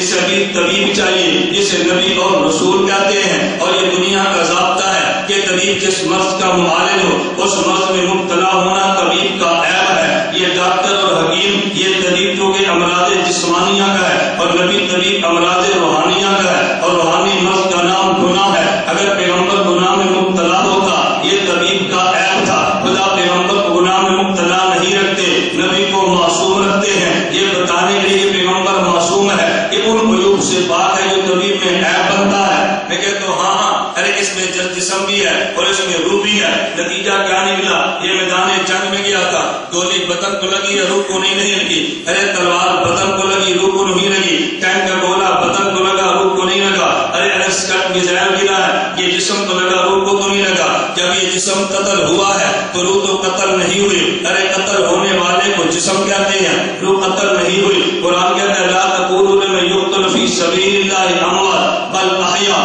ولكن لا تشعرون۔ یہ جو اللہ کے راستے میں قتل ہوا تم نے اس کو مردہ نہیں کہنا بلکہ یہ تو زندہ ہے۔ اب بندے کے ذہن میں سوال پیدا ہوا، اللہ جو بدن قتل ہوا آپ نے قرآن میں بتا دیا زندہ ہے، اللہ روح کا کیا بنا؟ روح قتل بھی نہیں ہے تو روح زندہ ہے یا مردہ ہے؟ قرآن بالکل خاموش تھا۔ پھر اس کے میرے پیغمبر بولے ہیں، عبداللہ بن مسعود رضی اللہ عنہ کہتے ہیں ہم نے نبی پاک صلی اللہ علیہ وسلم سے پوچھا لا تحسبن الذین قتلوا فی سبیل اللہ امواتا، اس آیت کا معنی کیا ہے؟ ہمیں اللہ کے پیغمبر نے فرمایا ارواحهم فی جیوف الطیر خضر لها قنادیل معلقۃ بالعرش تسرع من الجنۃ حیث تشاء۔ یہ شہید کی روح جنت پرندے کی پوٹ میں ہے اور یہ پرندہ اپنے پرندہ ایک قندیل میں ہے، قندیل خدا کے عرش سے لٹکا ہوا ہے اور یہ جنت میں جہاں چاہے سیر کرتا ہے۔ اب توجہ رکھنا، اس کے اندر ایک تو بدن تھا، بدن کی حیات کا تذکرہ قرآن میں ہے، ایک اس کے اندر روح تھی اور روح کی حیات کا تذکرہ اور حدیث مبارک میں ہے۔ ہم نے بدن کو زندہ مانا قرآن کی وجہ سے، ہم نے شہید کی روح کو زندہ مانا حدیث کی وجہ سے۔ قرآن ماننا بھی ایمان ہے، حدیث ماننا بھی ایمان ہے۔ قرآن نہ مانے تب بھی بے ایمان ہے، حدیث نہ مانے تب بھی بے ایمان۔ قرآن نہ مانے تب بھی بے ایمان ہے، حدیث نہ مانے تب بھی بے ایمان ہے۔ تمہارا ذوق تازہ ہو تو میں ایک بات کہہ دوں، میں تم سے اجازت نہیں لیتا کہ تم کہہ دو گے تو میں کہہ دوں گا، تم نہیں دو گے تو میں نہیں دوں گا۔ میں نے کہا نہ، میں مسئلہ حیات پہ تمہارا کارکن نہیں ہوں، میں تمہاری ملیشیا مانوں۔ میں ایک بات کہتا ہوں، تم کہو میں نے تب بھی کہنا ہے، تم نہ کہو میں تب بھی کہنا ہے۔ میں ایک جملہ کہتا ہوں، اگر کوئی حدیث نہیں مانتا یہ بے ایمان ہے اور سنگل بے ایمان ہے، اگر قرآن نہیں مانتا تو ڈبل بے ایمان ہے۔ حدیث نہیں مانتا تو سنگل بے ایمان، قرآن نہیں مانتا تو ڈبل بے ایمان۔ کیوں جھوٹ بولتے ہو؟ قرآن نہیں مانتے، قرآن تو تم نہیں مانتے، نہیں سمجھے؟ شہید کی روح زندہ ہے، کہاں پر ہے؟ حدیث میں۔ شہید کی روح زندہ ہے، کہاں پر ہے؟ بولیے۔ اور شہید کا جسم زندہ ہے، کہاں پر ہے؟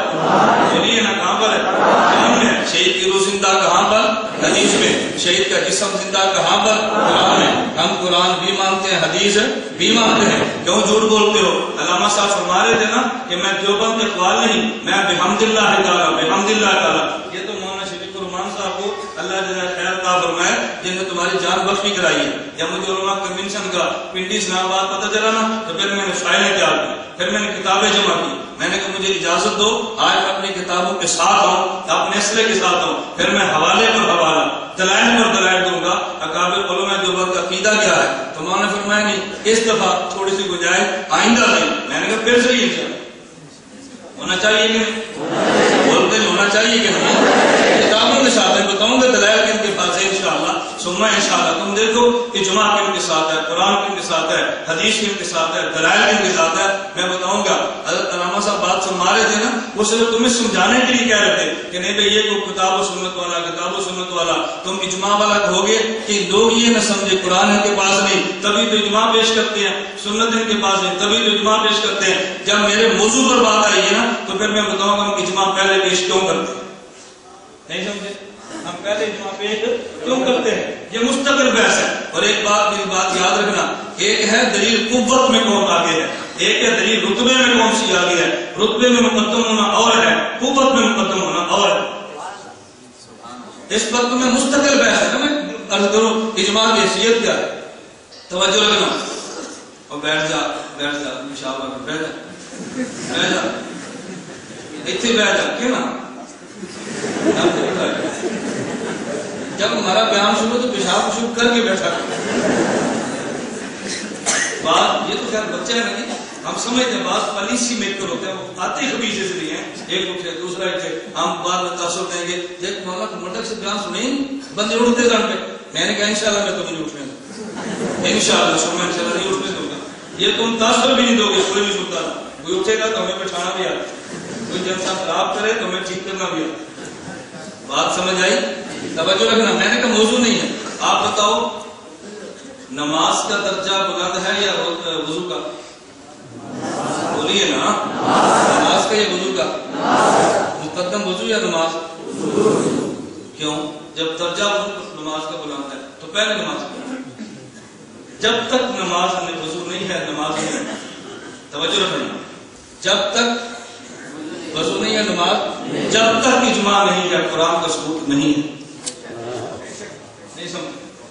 اجماع ہوگا تو قرآن کا ثبوت ہوگا، اجماع نہیں ہوگا قرآن کا ثبوت نہیں. جو تم اشکال نہیں پھرتے ہو میں بہت اچھی طرح جانتا ہوں. میں جوتے کی نوک پر رکھتا ہوں تمہارے اعتراضات. میں نے کہا کوئی عنوان نہیں ہے، میں نے 3 باتیں عرض کرنی ہیں. ابھی تو ایک پوری نہیں ہوئی، ایک دوسری تیسری. توجہ رکھنا. مجھے ایک طالب علم کہنے لگا، پختون تھا، استاد میرا ایک سوال ہے. میں نے کہا جی فرمائیں. میں پختون علاقے میں جاؤں نا تو میں بحمد اللہ تعالیٰ میرا لہجہ اور ہوتا ہے. ان کے ذہن میں ہوتا ہے کہ پنجابی میں کوئی منطق فلسفہ نہیں آتا، یہ معقولی نہیں ہے، یہ مدرس نہیں ہے. اس لیے وہاں میں تدریسی اسٹائل میں کرتا ہوں کہ ان کو یہ پتہ چلے کہ خطابت ہمارا پیشہ نہیں ہے، خطابت ہماری ضرورت ہے. نہیں سمجھے؟ خطابت ہماری. مجھے طالب علم کہنے لگا مولانا ایک سوال کا جواب جو میں نے کہا فرمائیں. کہتے ہیں اگر اجماع نہ ہوتا تو قرآن ہوتا. میں نے کہا نہیں. کہتے ہیں اجماع پہ دلیل کیا ہے؟ میں نے کہا قرآن. من یشاقق الرسول. کہتا ہے اجماع نہ ہوتا قرآن ہوتا. میں نے کہا نہیں. کہتا ہے قرآن نہ ہوتا اجماع ہوتا. میں نے کہا نہیں. توجہ رکھنا. اگر اجماع نہ ہوتا قرآن ہوتا ہم تک قرآن کیسے پہنچے؟ اجماع امت ہے نا، اور دلیل شرعی کوئی نہیں ہے. اجماع امت دلیل شرعی ہے اس قرآن کے ثبوت پہ. مجھے اس نے کہا اجماع نہ ہوتا تو قرآن ثابت ہوتا. میں نے کہا نہیں. مجھے فوراً کہنے لگا اچھا یہ بتائیں اجماع کی حجت شرعی ہونے پر دلیل کیا ہے؟ میں نے کہا قرآن. مجھے کہتے ہیں یہ تو دور ہے. تاکہ سمجھتے کیا ہے؟ اجماع موقوف قرآن پر، قرآن موقوف اجماع پر. یہ تو دور ہے. تو بات سمجھ آ رہی؟ جن کو سمجھے ٹھیک، جن کو نہ سمجھے وہ بھی ٹھیک. حکیم الامت مولانا اشرف علی تھانوی رحمہ اللہ نے بیان کیا، بڑا علمی تھا، عوام سمجھی نہیں. ایک مولوی صاحب نے عرض کیا حضرت آپ نے ایسا عالمانہ بیان فرمایا عوام نہیں سمجھی. فرمایا سمجھی تو اچھا، نہیں سمجھی تو بہت اچھا. سمجھی تو اچھا، نہیں سمجھی تو اس نے کہا حضرت ہمیں تو آپ کا یہ جملہ بھی سمجھ نہیں آیا. وہ حکیم الامت ہے نا، حکیم الامت ہے. فرمایا اگر یہ سمجھی تو میرا مسئلہ سمجھ آ گیا، اگر نہیں سمجھی آج ان کو یقین ہو گیا تو مولانا اشرف علی تھانوی کو ہم نہیں سمجھ سکتے، آئندہ مجھ سے بحث بھی نہیں کریں گے، گمراہ بھی نہیں. کہا ٹھیک ہے غلط. سوال سمجھ آ گئے؟ چلو بڑے درجے کے طلباء اجماع موقوف قرآن پر، قرآن موقوف اجماع پر، یہ کیا ہے؟ دور باطل ہے. میں نے کہا بیٹا یہ دور ہے ہی نہیں، اور تجھے دور کی تعریف آتی نہیں. اگر تجھے دور کی تعریف آتی کبھی شکار نہ کر سکتے. تجھے کیوں؟ میں نے کہا قطبی نے دور کی تعریف کی ہے، توقف الشیء علامہ توقف علیہ ذالک الشیء من جہۃ واحدہ. قطبی سے دور کسے کہتے ہیں؟ کہ ایک چیز دوسری پر موقوف ہو، دوسری پہلی پر موقوف ہو، اور توقف کی جہت ایک ہو. جہت میں تعدد و دور نہیں ہے. قطبی نے مثال دی ہے جیسے باپ اور بیٹا.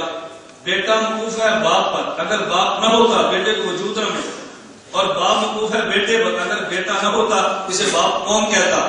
تو بیٹا باپ پر موقوف ہے اپنے وجود میں، اور باپ بیٹے پر موقوف ہے باپ کہلوانے میں.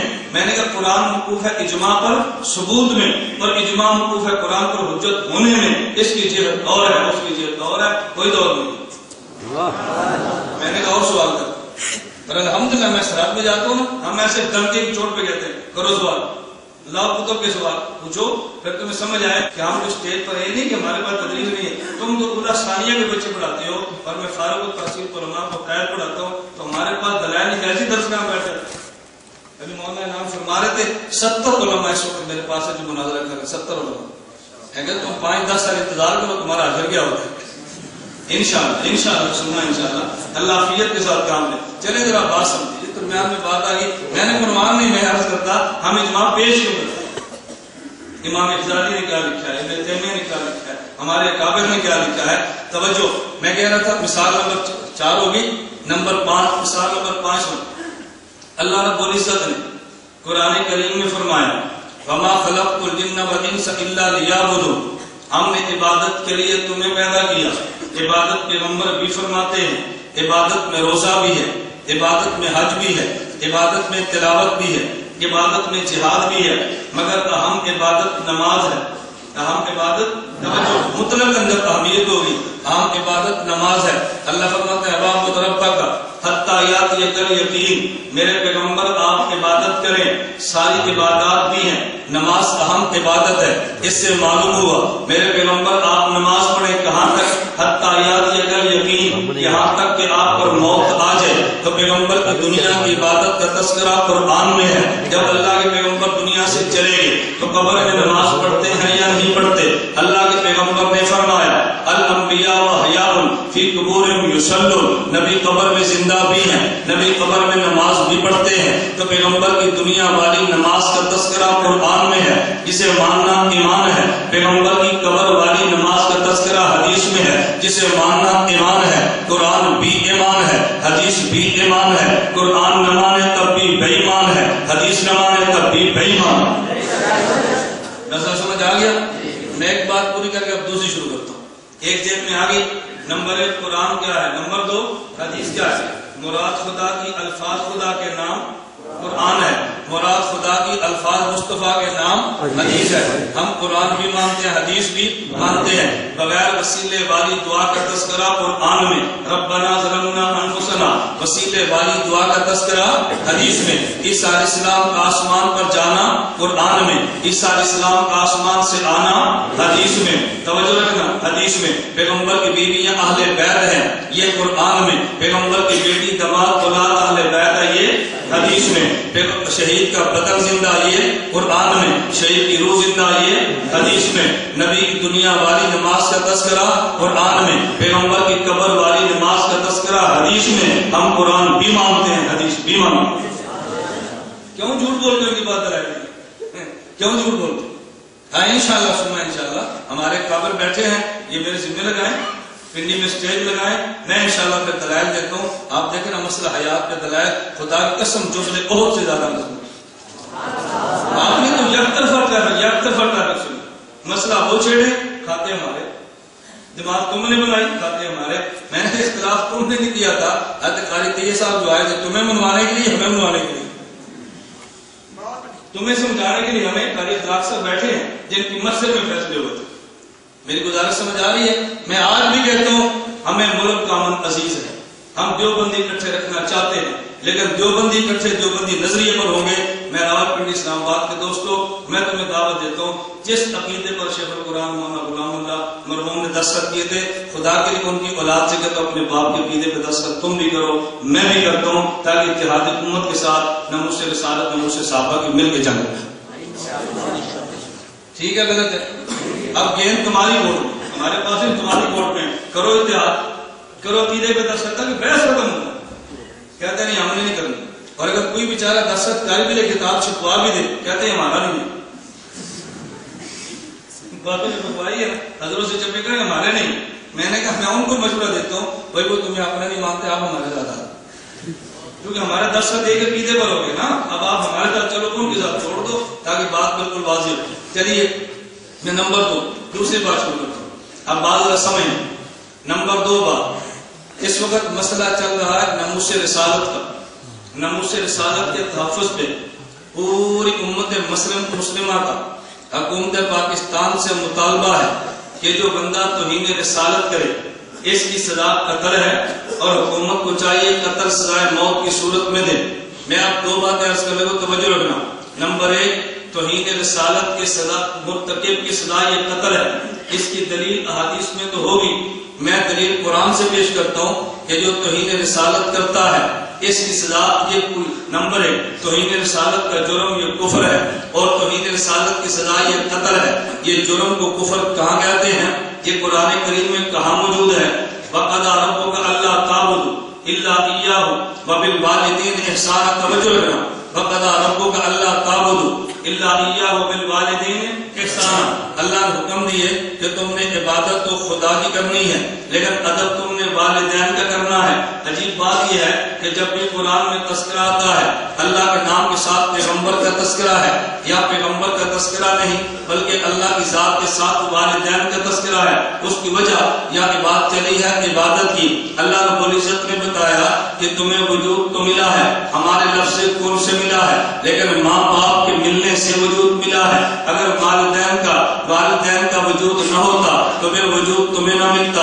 ہمارے وجود کا سبب اصلی یہ خدا کا لفظ کن ہے، امر کن ہے، اور والد ہمارے دنیا میں آنے کا سبب ظاہری ہمارے والدین کی ذات گرامی ہے۔ لیکن کبھی اس پہ بھی آپ نے غور کیا ہے؟ ہاں کبھی اس پہ بھی غور کیا؟ ہمیں وجود ملا ہے، آدم علیہ السلام جو آئے ہیں، آدم علیہ السلام کو وجود کیوں ملا ہے؟ اللہ رب العزت نے فرمایا لولا محمد لما خلقتک، اے آدم اگر میں نے حضرت محمد کو پیدا نہ کرنا ہوتا، اے آدم میں تجھے وجود بھی نہ دیتا۔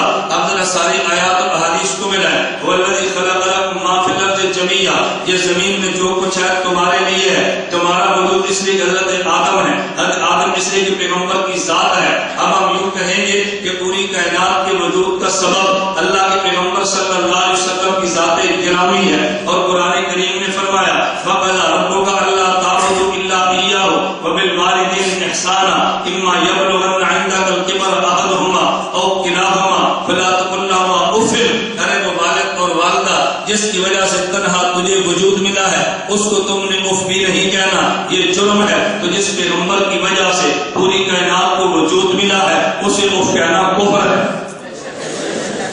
والدین کی وجہ سے ہمیں وجود ملا تو والدین کو اف کہنا تو جرم ہے۔ تو جس پیغمبر کی وجہ سے پوری کائنات کو وجود ملا ہے اس پیغمبر کو اف کہنا کفر ہے۔ جتنا بڑا جرم ہوگا اسی طرح کی سزا ہوگی۔ اب ایک جرم تو چھوٹا ہے جسے فسق کہہ لیں گے، اور ایک جرم بڑا ہے جسے کفر کہتے ہیں، اور جب ایمان والا کفر کرتا ہے اسے شریعت میں مرتد کہتے ہیں، اور مرتد کی سزا قتل ہوتی ہے۔ توجہ رکھنا، مرتد کی سزا قتل ہوتی ہے۔ اور اگر کوئی بندہ مومن نہیں تھا اور پھر کسی پیغمبر کی ذات کی توہین کرتا ہے، یہ دیکھا جائے گا اہل اسلام کے علاقے میں ہے یا اہل کفر کے علاقے میں ہے۔ اگر یہ اہل کفر کے علاقے میں تھا اس سے ہماری پہلے ہی لڑائی ہے، اس کے خون کی حفاظت ہمارے ذمے ہی نہیں تھی۔ اور اگر یہ اہل اسلام کے ملک میں ذمہ بن کے رہتا تھا، اس نے پیغمبر کی توہین کر کے اپنے ذمہ ہونے سے برات کا اعلان کر دیا ہے، اب اس کا خون بھی معاف ہے۔ جب یہ دارالکفر میں تھا اس کے خون کی حفاظت ہمارے ذمے نہیں تھی، جب یہ دارالاسلام میں تھا اس نے توہین کر کے اپنے جو ذمہ اس کو ختم کر دیا ہے، اب سزا اس کی بھی قتل ہے۔ میں بات سمجھا رہا تھا کہ جرم تو کفر ہے اور جرم کی سزا قتل ہے، لیکن لوگ کہیں گے بھیا جرم کی سزا قتل ہے، تم خود قتل نہیں کرتے، حکومت سے مطالبے کیوں کرتے ہو؟ میں نے کہا توہین رسالت کی سزا یہ تو قتل ہے، لیکن ہم حکومت سے مطالبہ کرتے ہیں، اس بات کی حکومت کو سمجھنا چاہیے۔ توہین رسالت کی سزا قتل آ رہی تھی 1864 میں، انگریز نے سزا کو ختم کیا ہے تو پھر مسلمان نے قانون کو ہاتھ میں لیا۔ تو جب ایک بے ایمان نے کتاب لکھی ہے کہ غازی علم الدین نے اس کو قتل کر دیا تھا، ہم بھی یاد کہتے ہیں اس قانون کو برقرار رہنے دو، یہ قانون کے دائرے میں رہ کے سزائے موت کے پھندے پہ چڑھ جائے گا تو ہمیں قتل نہیں کرنا پڑے گا، ملک میں امن بھی رہے گا، اور جو شریعت سزا چاہتی ہے اس میں عمل بھی ہوگا۔ اگر تم نے سزا کو بحال نہ کیا، سزا کو بحال نہ رکھا، اگر اس کو مستقل قانون کو نہ رکھا تو اس کی سزا تو قتل ہے۔ اگر ہر مسلمان ایک کسی کو قتل کرے گا تو پھر ملک میں امن نہیں ہوگا، پھر ملک میں بد امنی ہوگی۔ ہم یہ چاہتے ہیں کہ ملک میں امن بھی رہے اور اس کی سزا قتل میں عمل درآمد بھی ہو۔ ہم کیا کہتے ہیں؟ عمل درآمد بھی ہو جائے اور ملک میں امن بھی رہے، اس لیے ہم نے مطالبہ ان سے کیا۔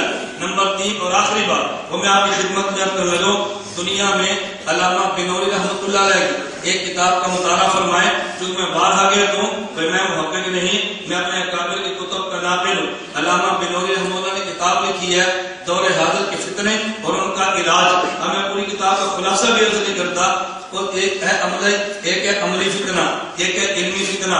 عملی فتنے عوام میں آتے ہیں اور علمی فتنے علماء میں آتے ہیں، کیونکہ علمی فتنے کا تعلق نظریات اور دلائل کے ساتھ ہے، عملی فتنوں کا تعلق خواہشات کے ساتھ ہے۔ خواہشات کا مرتکب وہ ہوں گے اور علمی فتنوں کا دروازہ یہاں کھلے گا۔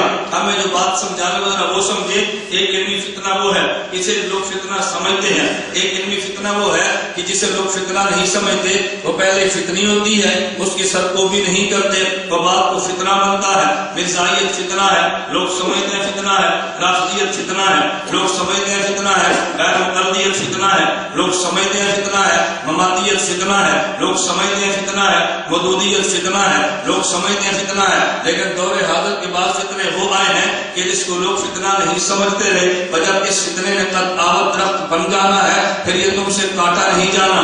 دور حاضر کے بڑے بڑے فتنے جو میڈیا کے بل بوتے پہ امت کو گمراہ کر رہے ہیں، ان میں ایک فتنے کا نام ڈاکٹر ذاکر نائک ہے، ان میں ایک فتنے کا نام جاوید غامدی ہے، ان میں ایک فتنے کا نام فرد ہاشمی ہے۔ میں آپ کو اس لیے کہتا ہوں یہ وہ فتنے تھے کہ جس پر لوگوں نے توجہ نہیں دی، اور آپ نے جرم کیا کیا؟ میں آج علم سے گزارش کروں گا، ہم نے جرم کیا کیا؟ فرد ہاشمی کا ایک ادارہ کھلتا ہے، وہ ہمارے کسی عالم کو بیان کے لیے بلاتے ہیں، ہمارے مولانا چلے جاتے ہیں اور تاثر کیا دیتے ہیں؟ ہم نے فرد ہاشمی کے مدرسے میں جا کے اپنی بات کی ہے، وہ علاقے میں تاثر کیا دیتی ہے؟ اگر میں غلط ہوتی تو یہ شیخ صاحب میرے مدرسے میں بیان کیوں کرتے؟ اگر میں غلط ہوتی تو فلاں مولانا میرے مدرسے میں کیوں آتے؟ میں ٹھیک ہوں تبھی تو آئے ہیں۔ آپ تو ایک مرتبہ حق بیان کر کے واپس تشریف لے آئے ہیں، لیکن ہمارے اس حق بیان کرنے سے باطل کا دروازہ کھلا ہے۔ اسے کہتے ہیں کہ ہمارے کے نظریات ہیں۔ اس پر میں سمجھانے کے لیے ایک مثال دیتا ہوں۔ بے نظیر اس ملک کی وزیر اعظم تھی، اس نے مولانا آزم طارق شہید نبل اللہ مقتدہ سے ملاقات کی۔ اس نے کہا مولانا میں دین کی خدمت کرنا چاہتی ہوں، آپ میرے ساتھ تعاون فرمائیں۔ مولانا فرمایا آپ کے دین کی خدمت یہ ہے وزارت کی کرسی چھوڑو اور گھر بیٹھ جاؤ، اس سے بڑی کوئی خدمت نہیں۔ وزارت کی کرسی رہنے دیں اور دین کی خدمت۔ فرمایا جو تمہارے ذمہ خدمت ہے وہ تم کرو، یہ تمہارے ذمہ کام نہیں ہے۔ اب دیکھو کتنی کھلی سی بات ہے، اور اگر مولانا فرما دیتے کہ ٹھیک ہے تم دین کی خدمت کرو مگر مجھے اسمبلی میں بیان کر رہنے دو، اور آپ یقین فرمائیں اس وقت یہ کہتے تھے آپ بے شک شیعہ بھی مسلمان نہ کہو لیکن ہماری حکومت کو کچھ نہ کہو۔ مولانا فرماتے کہ جب تمہاری حکومت ٹھیک ہی نہیں ہے تو ہم تمہاری حکومت کی خلاف گفتگو کیوں نہیں کریں گے؟ اب جو بات میں سمجھا رہا ہوں ذرا اس نقطے پہ غور فرمانا۔ آپ ان سے کہہ دو فرد ہاشمی سے تو نے دینی ادارہ کھولا ہے لیکن اس دینی ادارے سے ضلالت پھیل رہی ہے، مسائل غلط جا رہے ہیں۔ فرد ہاشمی نے کہا کہ چہرے کا پردہ کوئی پردہ ہی نہیں ہے کیونکہ قرآن میں نہیں ہے۔ ہم نے کہا کیسی نلائق ہے، قرآن کریم نے کہا کل للمؤمنین یغضوا من ابصارہم، یغضوا اپنی آنکھ کو نیچے کرے۔ آپ بازار میں کیا دیکھ رہے تھے عورت کا؟ کیا دیکھتے؟ چہرہ۔ قرآن نے کہا نیچی کرو۔ وَقُلْ لِلْمُؤْمِنَاتِ يَغْضُضْنَ مِنْ أَبْصَارِهِنَّ، مومن عورت سے کو آنکھ نیچی کرے۔ یہ مرد جو بازار میں جاتا ہے تو کیا سینے ننگے کر کے مرد جاتا ہے؟ مرد کیا کیسے جاتا ہے؟ صرف چہرے نہیں ہوتا نا، کہ ان کو اپنی آنکھیں نیچی کر لو، نگاہ نیچے کرو۔ دیکھو قرآن میں بھی چہرے کا پردہ صاف پتہ چل رہا ہے، توجہ رکھنا۔ اور حدیث مبارک میں کیا ہے؟ حضرت ام ایمن ہے، حضرت میمونہ رضی اللہ عنہما، پیغمبر کی دو زوجہ گھر میں ہے۔ میں نے عرض کیا نا وقت نہیں ہے، میں نے فرد ہاشمی ایک مسئلے کے دلائل سے رد کرتا، اس نے جرم کون سا کیا ہے؟ حضرت پیغمبر کی دو بیویاں گھر میں ہیں۔ نبی نے صحابی عبداللہ بن ام مکتوم رضی اللہ عنہ ہے، نبی پاک صلی اللہ علیہ وسلم نے فرمایا احتجبا عنہ، تم دونوں اس سے پردہ کرو۔ حضرت عبداللہ بن ام مکتوم کا کیا نظر آ رہا تھا؟ سینہ، پیٹ، کیا نظر آ رہا تھا؟ چہرہ۔ احتجبا عنہ، اس سے پردہ کرو۔ انہوں نے کیا عرض کیا؟ افعامیا، انہوں نے کہا علیہ و عامہ، کیا عبداللہ بن ام مکتوم نبینا نہیں ہے؟ نبی پاک صلی اللہ علیہ وسلم نے فرمایا افعامیا وان انتما، کیا تم بھی نبینا ہو؟ الستما تبصرانی، کیا تمہیں نظر نہیں آ رہا؟ تو دیکھو پیغمبر نبینا صحابی کے چہرے کو بھی نہ دیکھنے کا حکم دیتے ہیں کہ پیغمبر کی بیوی ہے، ام المومنین ہے، قرآن نے پاکیزگی کا اعلان کیا ہے، فرمایا صحابی نبینا ہے، چہرہ تب بھی نہیں دیکھنا۔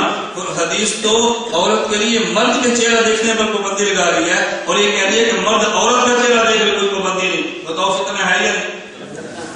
میرے ساتھ اڈیالہ جیل میں تھا، ایک ایسا لڑکا تھا اسلام آباد میں فیکٹری کا مالک تھا، بیوی اس کے فرد آدمی کی شاگرد تھی. مجھے اس نے کہا کہ مولانا میں بیوی الحمدللہ میری پردہ کرتی ہے اور میں پردے کے ساتھ ہم مری جاتے ہیں. اس نے پردہ کیا ہوتا ہے، ہم کبھی کبھی مری جاتے ہیں. میں نے کہا یار تیری بیوی تو پردہ نہیں کرتی ہے. کہتا کرتی ہے. میں نے کہا کیسے کرتی ہے؟ کہتا ہے وہ برقعے کے اندر ہوتی ہے. میں نے کہا مجھے ایمان کے ساتھ، میری بات کو سیکسی نہ سمجھنا، ایمان کے ساتھ بتا. میں نے کہا تو یہ بتا کہ جب کسی عورت پہ تیری نگاہ پڑے گی اور تیرے دل میں عورت کا خیال آ گیا، غیر عورت کا، وہ تیرے دل سے خیال نکلے گا؟ کہتا ہے نہیں. تو میں نے کہا جو بیوی کے چہرے پر پردہ ڈال کے تو مری گھما رہا ہے، جب یہ کسی مرد کو دیکھے جو تیرا دوست ہے اس کے دل میں خیال آ گیا تو وہ کون نکلے گا؟ تو نے اپنی بیوی کو تو بچا لیا کہ تیری بیوی کو کوئی نہ دیکھے، تیری بیوی کو کوئی نہ دیکھے، لیکن تیری بیوی جو مردوں کو دیکھے گی اس کے دل میں جو مرد اتر جائے گا اس کا یاد کون کرے؟ کہتا جی پھر میں نے کہ اس کو برقع پہنا کر بھی سیر کرنے نہیں کرتا، اس کو گھر رکھ، اس کا نام دین ہے. نہیں سمجھے؟ اس کا نام دین ہے. میں ایک مثال دے رہا تھا، بڑا تاشمی نے ذہن دیا ہے، آپ بغیر وضو کے قرآن کو ہاتھ لگائیں تب بھی جائے. سجدہ تلاوت کے لیے وضو کوئی شرط نہیں ہے تب بھی جائے. سجدہ تلاوت کرتے وقت قبلہ رخ نہ ہو تب بھی جائے. عورت اپنے خامن کے لیے بال کٹوانا چاہے تب بھی جائے. بتاؤ فتنہ کسے کہتے ہیں؟ سمجھتے ہیں؟ یہ فتنی ہے، کل اس نے فتنہ بنا. نہیں سمجھے؟ یہ کون ہے؟ فتنی. کل اس نے کیا بنا ہے؟ میں نے ساتھ سے کہا فرد آج میں کھچری ہے. کون ہے؟ لوگ کہتے ہیں کھچری. میں نے کہا کھچری کسے کہتے ہیں؟ کھچری کی جنس میں اختلاف ہوتا ہے نا. میں نے اس کا باپ کون ہے؟ مودودی ہمارے شہر کا ہے. جس کا خامد کون ہے؟ غیر مقلد، وہ جدہ میں ہے. تو دیکھو خامد غیر مقلد ہے، محمود ہوتی ہے، تو یہ نسلیں جب اکٹھی ہوتی ہیں پھر ایک جنس پیدا ہوتی ہے. اسے کیا کہتے ہیں؟ بتاؤ میں کیا کہتے ہیں؟ کھچری. آپ کھچری کا لغوی معنی جو میں نے بیان کیا اور کھچری کا عرفی معنی کیا ہے؟ بڑا چلاک. تو بہت کھچرا ہے، اس کا کیا مطلب ہوتا ہے؟ بولیے نا. تو یہ لغون بھی کھچری ہے، عرفن بھی کھچری ہے. اس فتنے سے لوگوں کو بچانا چاہیے کہ بتاؤ نا. آج فتنی ہے، کل اس کا فتنہ بنا. آج اس کا رستہ روکو، آج روکو، کل کو تم بہت پریشان ہو. میں یقین کروں تمہیں کہتا ہوں کل کو آپ نے بہت پریشان ہو. سمجھ لیا؟ میں ایک دو نظریات بیان کر رہا ہوں، اس کا مستقل مواد چاہیے. فرد ہاشمی کون سا بڑا؟ نمبر 2 جاوید غامدی فتنہ ہے. جاوید غامدی فتنہ، جاوید غامدی فتنہ ہے. کسی بڑے کا بیٹا ساتھ مل جائے تب بھی فتنہ ہے، کوئی بڑا ساتھ مل جائے تب بھی فتنہ ہے. ہمیں غامدی کے فتنے ہونے میں رتی برابر بھی شک ہے. بولیے جاوید غامدی فتنہ ہے. اور یہ جاوید غامدی کے نظریات ہیں. پیغمبر کی ٹوٹل 27 سنتیں پہنچی ہے، اس 11 سنتیں نہیں پہنچی. قرات سبع جو متواتر ہے، فرق اس کا جاوید غامدی منکر ہے. اور عیسیٰ علیہ السلام کا آسمان پہ زندہ جانا جاوید غامدی اس کا منکر ہے. عیسیٰ علیہ السلام کا دوبارہ اترنا جاوید غامدی اس کا منکر ہے. اتنے بد عقیدہ پھیلانے والا. ہمارے ہاں زیور میں زکات ہے، جاوید غامدی کا زیور میں کوئی زکات نہیں. کہتے ہیں استعمال کی چیز ہے. میں گزارش کر رہا تھا، ہمارے یہاں داڑھی کی مقدار ہے، اس کا کوئی داڑھی کی مقدار نہیں. تو بتاؤ فتنہ ہے یا نہیں؟ میں اشارے دے رہا ہوں. نمبر 3 سب سے بڑا اس دور کا فتنہ ذاکر نائک. یہ کون سا فتنہ ہے؟ ذاکر نائک. میں لمبی اس میں گفتگو نہیں کرتا. ذاکر نائک سے کسی نے پوچھا بتاؤ کچھوے اور مینڈک کا کیا ہوتا ہے؟ اس نے کہا قرآن میں لحمن طریہ، مچھلی نہیں کہا، لحمن طریہ فریش گوشت ہونا چاہیے، خواہ مچھلی کا ہو مینڈک کا. تحقیق پیش ہو رہی ہے. کہتے ہیں عورتوں کے ووٹ دینے کی شرعی حیثیت کیا ہے؟ اس نے کہا قرآن میں. ہمیں عورت کے ووٹ دینے کی حیثیت سے یہ الگ مسئلہ ہے. عورت کہاں ووٹ دے کہاں ووٹ نہ دے. میں اپنی رائے پیش کروں. میں کہتا ہوں اگر دونوں باطل نظریات کے بندے ہوں عورت ووٹ کی کمی نہیں. دونوں باطل. اور اگر ایک طرف باطل ہو اور ایک طرف ایمان والا ہو، کفر اسلام کی جنگ ہو، تو پھر عورت کو ووٹ ضرور دینا چاہیے تاکہ اس کے ووٹ سے مسلمان جیت کر سمجھے. نہیں سمجھے؟ جب کفر اسلام مساوی آ جائے نا تو پھر ووٹ دے. جب دونوں ایک جیسے ہو پھر خیر بات کیا تھی. توجہ رکھنا. یہ میں کہہ رہا تھا اس کے نظریات ہے. میں اس کا ایسا منحوبہ شخص ہے نا، یہ آپ اندازہ نہیں فرما سکتے کہ اس کی دماغی حالت ہے. تو میں نے کہا ذاکر نائک کون ہے؟ وہ یہ فتنہ. میں آخری ایک اور خلاصہ کر بات کیا تھا. مجھے جدہ میں ایک ڈاکٹر صاحب نے پوچھا کہ ذاکر نائک اور علماء حق میں کیا فرق ہے؟ میں نے کہا جو سچ اور ریسرچ میں فرق ہے یہ علماء حق اور ذاکر نائک میں. وہ نے کہا جی ہم نہیں سمجھے. میں نے کہا ہم نے تمہاری سے بات بولی ہے، آپ اپنی سے بات کو سمجھو. جو سچ اور ریسرچ میں فرق ہے یہ علماء حق اور ذاکر نائک میں فرق ہے. مجھے کہتے ہیں کیا مطلب؟ میں نے کہا مطلب یہ ہے اتحاد کلب ہے، اتحاد یہ جدہ میں نے کہا دیکھو آپ کے پاس اتحاد ہے اور یہ جو کلب بنا ہوا اس کے اندر فٹ بال کھیلتے ہیں، بہت بڑا اسٹیڈیم ہے، اتحاد اسٹیڈیم، اس میں فٹ بال کھیلتے ہیں۔ بچاؤ جب رات کی تاریکی ہو تو رات کی تاریکی کو دن کی روشنی کا منظر پیدا کرنے کے لیے بڑی لائٹیں لگتی ہیں، وہ لائٹوں کو کیا کہتے ہیں؟ سچ۔ تو میں نے کہا جب کھلاڑی گول کر کے لا رہا ہو اور ایسے گول بالکل قریب ہونے لگے اور کوئی بندہ بٹن آف کر دے لائٹ کا اور پھر آن کرے، اسے کیا کہیں گے؟ ریسٹ۔ اسے کیا کہیں گے؟ جلتی لائٹ کو آف کرے پھر آن کرے، اس کا نام کیا؟ ریسٹ۔ میں نے کہا سچ لائٹ کے ریسرچ کرنے سے کھیل خراب ہوگا یا ٹھیک ہوگا؟ بولیے نا، خراب ہو گیا۔ ہم نے کہا جس مسئلے پہ 1400 سال کے علماء سرچ تحقیق فرما چکے ہیں اس کو ریسرچ کرنے سے ایسے دن برباد ہوگا جیسے فٹ بال گراؤنڈ میں ریسرچ کرنے سے پورا کھیل تباہ ہوگا۔ بات سمجھ آئی؟ جو سب تو ریسرچ کا فرق ہے نا، وہ علماء حق اور ذاکر نائب کا فرق ہے۔ تو میں نے عرض یہ کیا ایک ہوتی ہے فتنی، ایک ہوتا ہے فتنہ۔ علماء حق نے ہر دور میں فتنوں کا تعاقب کیا ہے، ہم آپ سے گزارش کریں گے فتنوں کا تعاقب کریں، اور یہ فتنوں کا تعاقب کرنا یہ مزاج حذیفی رضی اللہ عنہ، کون سا مزاج ہے؟ علماء طلبہ میں سے کرو مزاج حذیفی۔ حذیفہ بن یمان رضی اللہ نبی پاک صلی اللہ علیہ وسلم کے صحابی ہیں، صحیح بخاری میں روایت ہے۔ حذیفہ بن یمان رضی اللہ عنہ فرماتے ہیں لوگ نبی سے خیر کی باتیں پوچھتے، میں نبی سے شر کی باتیں پوچھتے۔ لوگ حضور سے خیر کی باتیں اور میں نبی سے کیوں؟ وہ خیر کی باتیں پوچھتے تاکہ عمل کریں، میں شر کی باتیں پوچھتا تاکہ لوگوں کو بچاؤں۔ حضور شر کو کون سا ہے؟ اور حضرت عمر بن خطاب رضی اللہ عنہ جب جنازہ آتا فرماتے دیکھو حضرت حذیفہ جنازے میں ہیں کہ نہیں؟ حضرت حذیفہ ہیں، فرمایا پڑھو جنازہ یہ مومن ہے۔ حذیفہ نہ ہوتے فرماتے میں نہیں پڑھوں گا یہ منافق ہوگا۔ یہ مزاج حذیفی ہے، تو ہمیں کچھ آدمیوں کو مزاج حذیفی پیدا کرنی چاہیے، اور جو بندہ فطروں کی نشاندہی کرے اس کی قدر کریں یا اس پر الزام لگائیں؟ آپ قدر کریں، ہم نے پھر بھی بیان کرنا ہے، الزام لگائیں پھر بھی کرنا ہے، کیونکہ ہمارا معاملہ اللہ کے ساتھ ہے، آپ کے ساتھ نہیں۔ ابھی جلسے کے بعد آپ اپنے گھر ہم اپنے گھر، اللہ کے ساتھ، اللہ تو ہمارے ساتھ ہے، تو بہتر آدمی اللہ کے لیے کرے، آپ کے لیے نہ کرے۔ آپ نے 7 جلسے کے بعد چھوڑ دینا ہے تو مرنے کے بعد ایسے چھوٹ دیں۔ خلافت راشدہ حق سے علیہ کے مقابلے لوگ سب یہاں کے نام لگاتے ہیں، وضاحت فرمائیں۔ اصل میں بسا اوقات بندہ نعرے کا معنی نہیں سمجھتا تو وہ جواب غلط دیتے ہیں۔ ہم کہتے ہیں نعرہ تکبیر، جواب کیا ہے؟ نعرہ رسالت، جواب اب جواب دو، محمد رسول اللہ یا رسول اللہ، 2 جواب۔ کیوں؟ ایک نے معنی سمجھا، ایک معنی نہیں سمجھا۔ جس نے نعرہ تکبیر کا معنی، نعرہ تکبیر سب سے بڑا کون ہے؟ جواب کیا ہوگا؟ نعرہ رسالت کا معنی تمہارا رسول کون ہے؟ جواب کون ہوگا؟ تو جو سمجھا ہے وہ جواب محمد رسول اللہ دیتا ہے، جو نہیں سمجھا تو یا رسول اللہ دیتا ہے۔ جب پوچھا تمہارا رسول کون ہے تو رسول یا ہے یا حضرت محمد ہے، تو جو سمجھے گا وہ صحیح جواب دے گا نا۔ جب ہم نے کہا نا خلافت راشدہ، تب اس کا معنی یہ تھا اس خلافت کا تذکرہ کرو جن کی خلافت کا وعدہ اللہ نے قرآن میں کیا، جن کی خلافت کا وعدہ اللہ نے قرآن میں کیا ہے۔ وہ کتنے؟ وہ 4۔ ایک ہے خلیفہ راشد ہونا، ایک ہے خلافت راشدہ موجودہ فی قرآن ہونا۔ خلافت راشدہ ہونا اور ہے، خلافت راشدہ موجودہ فی قرآن ہونا اور ہے۔ جب ہم خلافت راشدہ کہتے ہیں یہ شریعت کی اصطلاح ہے کہ جس سے مراد وہ خلفاء ہیں جن کی خلافت کا وعدہ قرآن میں ہے، اور وہ 4۔ وہ کون ہے؟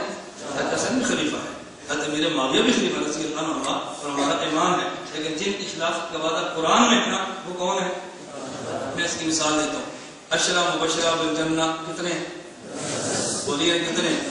اب مجھے بتاؤ کیا کسی اور صحابی کا نام لے کر حضور نے جنت کی بشارت نہیں دی؟ اشرا مبشرہ کتنے؟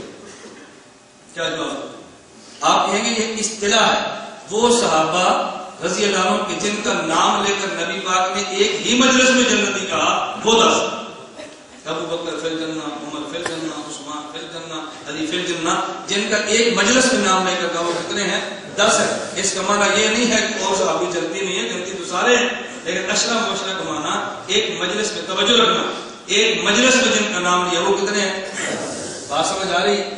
صحابہ سارے جنتی ہیں۔ اشرا مبشرہ کا معنی وہ 10 صحابہ جن کا ایک مجلس میں نام لیا وہ کتنے ہیں؟ خلافت راشدہ کا معنی وہ صحابہ جن کی خلافت کا تذکرہ ایک آیت میں وہ کتنے ہیں؟ 4۔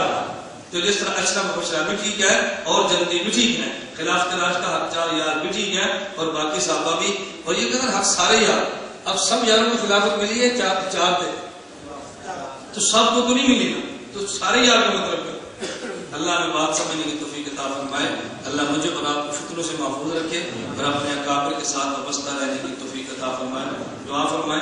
ہم نے جا کر نہ کوئی کو مقابلہ کرنے کے لیے ہمارا چینل کا ارادہ ہے، لیکن ہمارے پاس اسباب اور وسائل نہیں، اللہ دے، اور ہم نے اسٹوڈیو شروع کر دیا لاہور جامعہ خانیہ 2 کمرے مشتمل 3 کا ہمارا اسٹوڈیو انشاءاللہ 10 جنوری کو مکمل ہو جائے گا۔ اس بعد اس کے سامان کا مسئلہ ہوگا، ایک کیمرہ 1.5 لاکھ کا آتا ہے، اس میں پھر کیمرے آنے ہیں، پروجیکٹر آنا ہے، پھر سسٹم وغیرہ لگنا ہے، تو 2 مہینے اور لگیں گے۔ پھر آج تو دیکھیں نا اجتماع کے بیان اور ہوتے ہیں اور بند کمرے کی ریکارڈنگ اور ہوتی ہے، مولانا تعالیٰ جگیر صاحب پر اعتراض ہے تشریف فرمان کا، مولانا شفیع صاحب تذکرہ فرماتے، میں نے کلپ وائز ہوا، کلپ سمجھتے ہیں، اس کی تقریر پھر میری، پھر اس کی، پھر میری۔ اب جب ذاکر نائک کی باری آئے گی نا، ذاکر نائک کا بیان پھر جواب، ذاکر نائک پھر جواب، ذاکر نائک پھر جواب، ذاکر نائک پھر جواب، جب یہ جواب نیٹ پہ چلنا ہے نا اور اربوں لوگوں نے ایک دن میں دیکھنا ہے، ذاکر نائک کا مراقب گر جانا۔ 2 مہینے 3 مہینے 4 مہینے 6 مہینے کوئی فرق نہیں پڑتا، جب اتنا سارا صبر کیا تھوڑا، ہم نے دماغ لڑایا کہ اس کا مقابلہ میڈیا کے بغیر بہت مشکل، اور میڈیا کے بغیر جنگ لڑنی بڑی مشکل ہے۔ یہ میڈیا وار کا دور ہے، دنیا میں نصف سے زیادہ جنگیں محض میڈیا کے بل بوتے پر کھینچی جاتی ہیں، اگر میڈیا کو معمولی نہ سمجھے، اس دور کا بہت بڑا ہتھیار ہے۔ دعا فرمائے اللہ میں اسباب عطا فرمائے، اگر آپ میں سے کوئی اسباب خرچ کرنے والا ہو اور مولانا شفیع صاحب سے رابطہ کرے، لیکن ہماری اسٹوڈیو جلدی مکمل ہو۔ آپ کو دعویٰ الحمدللہ۔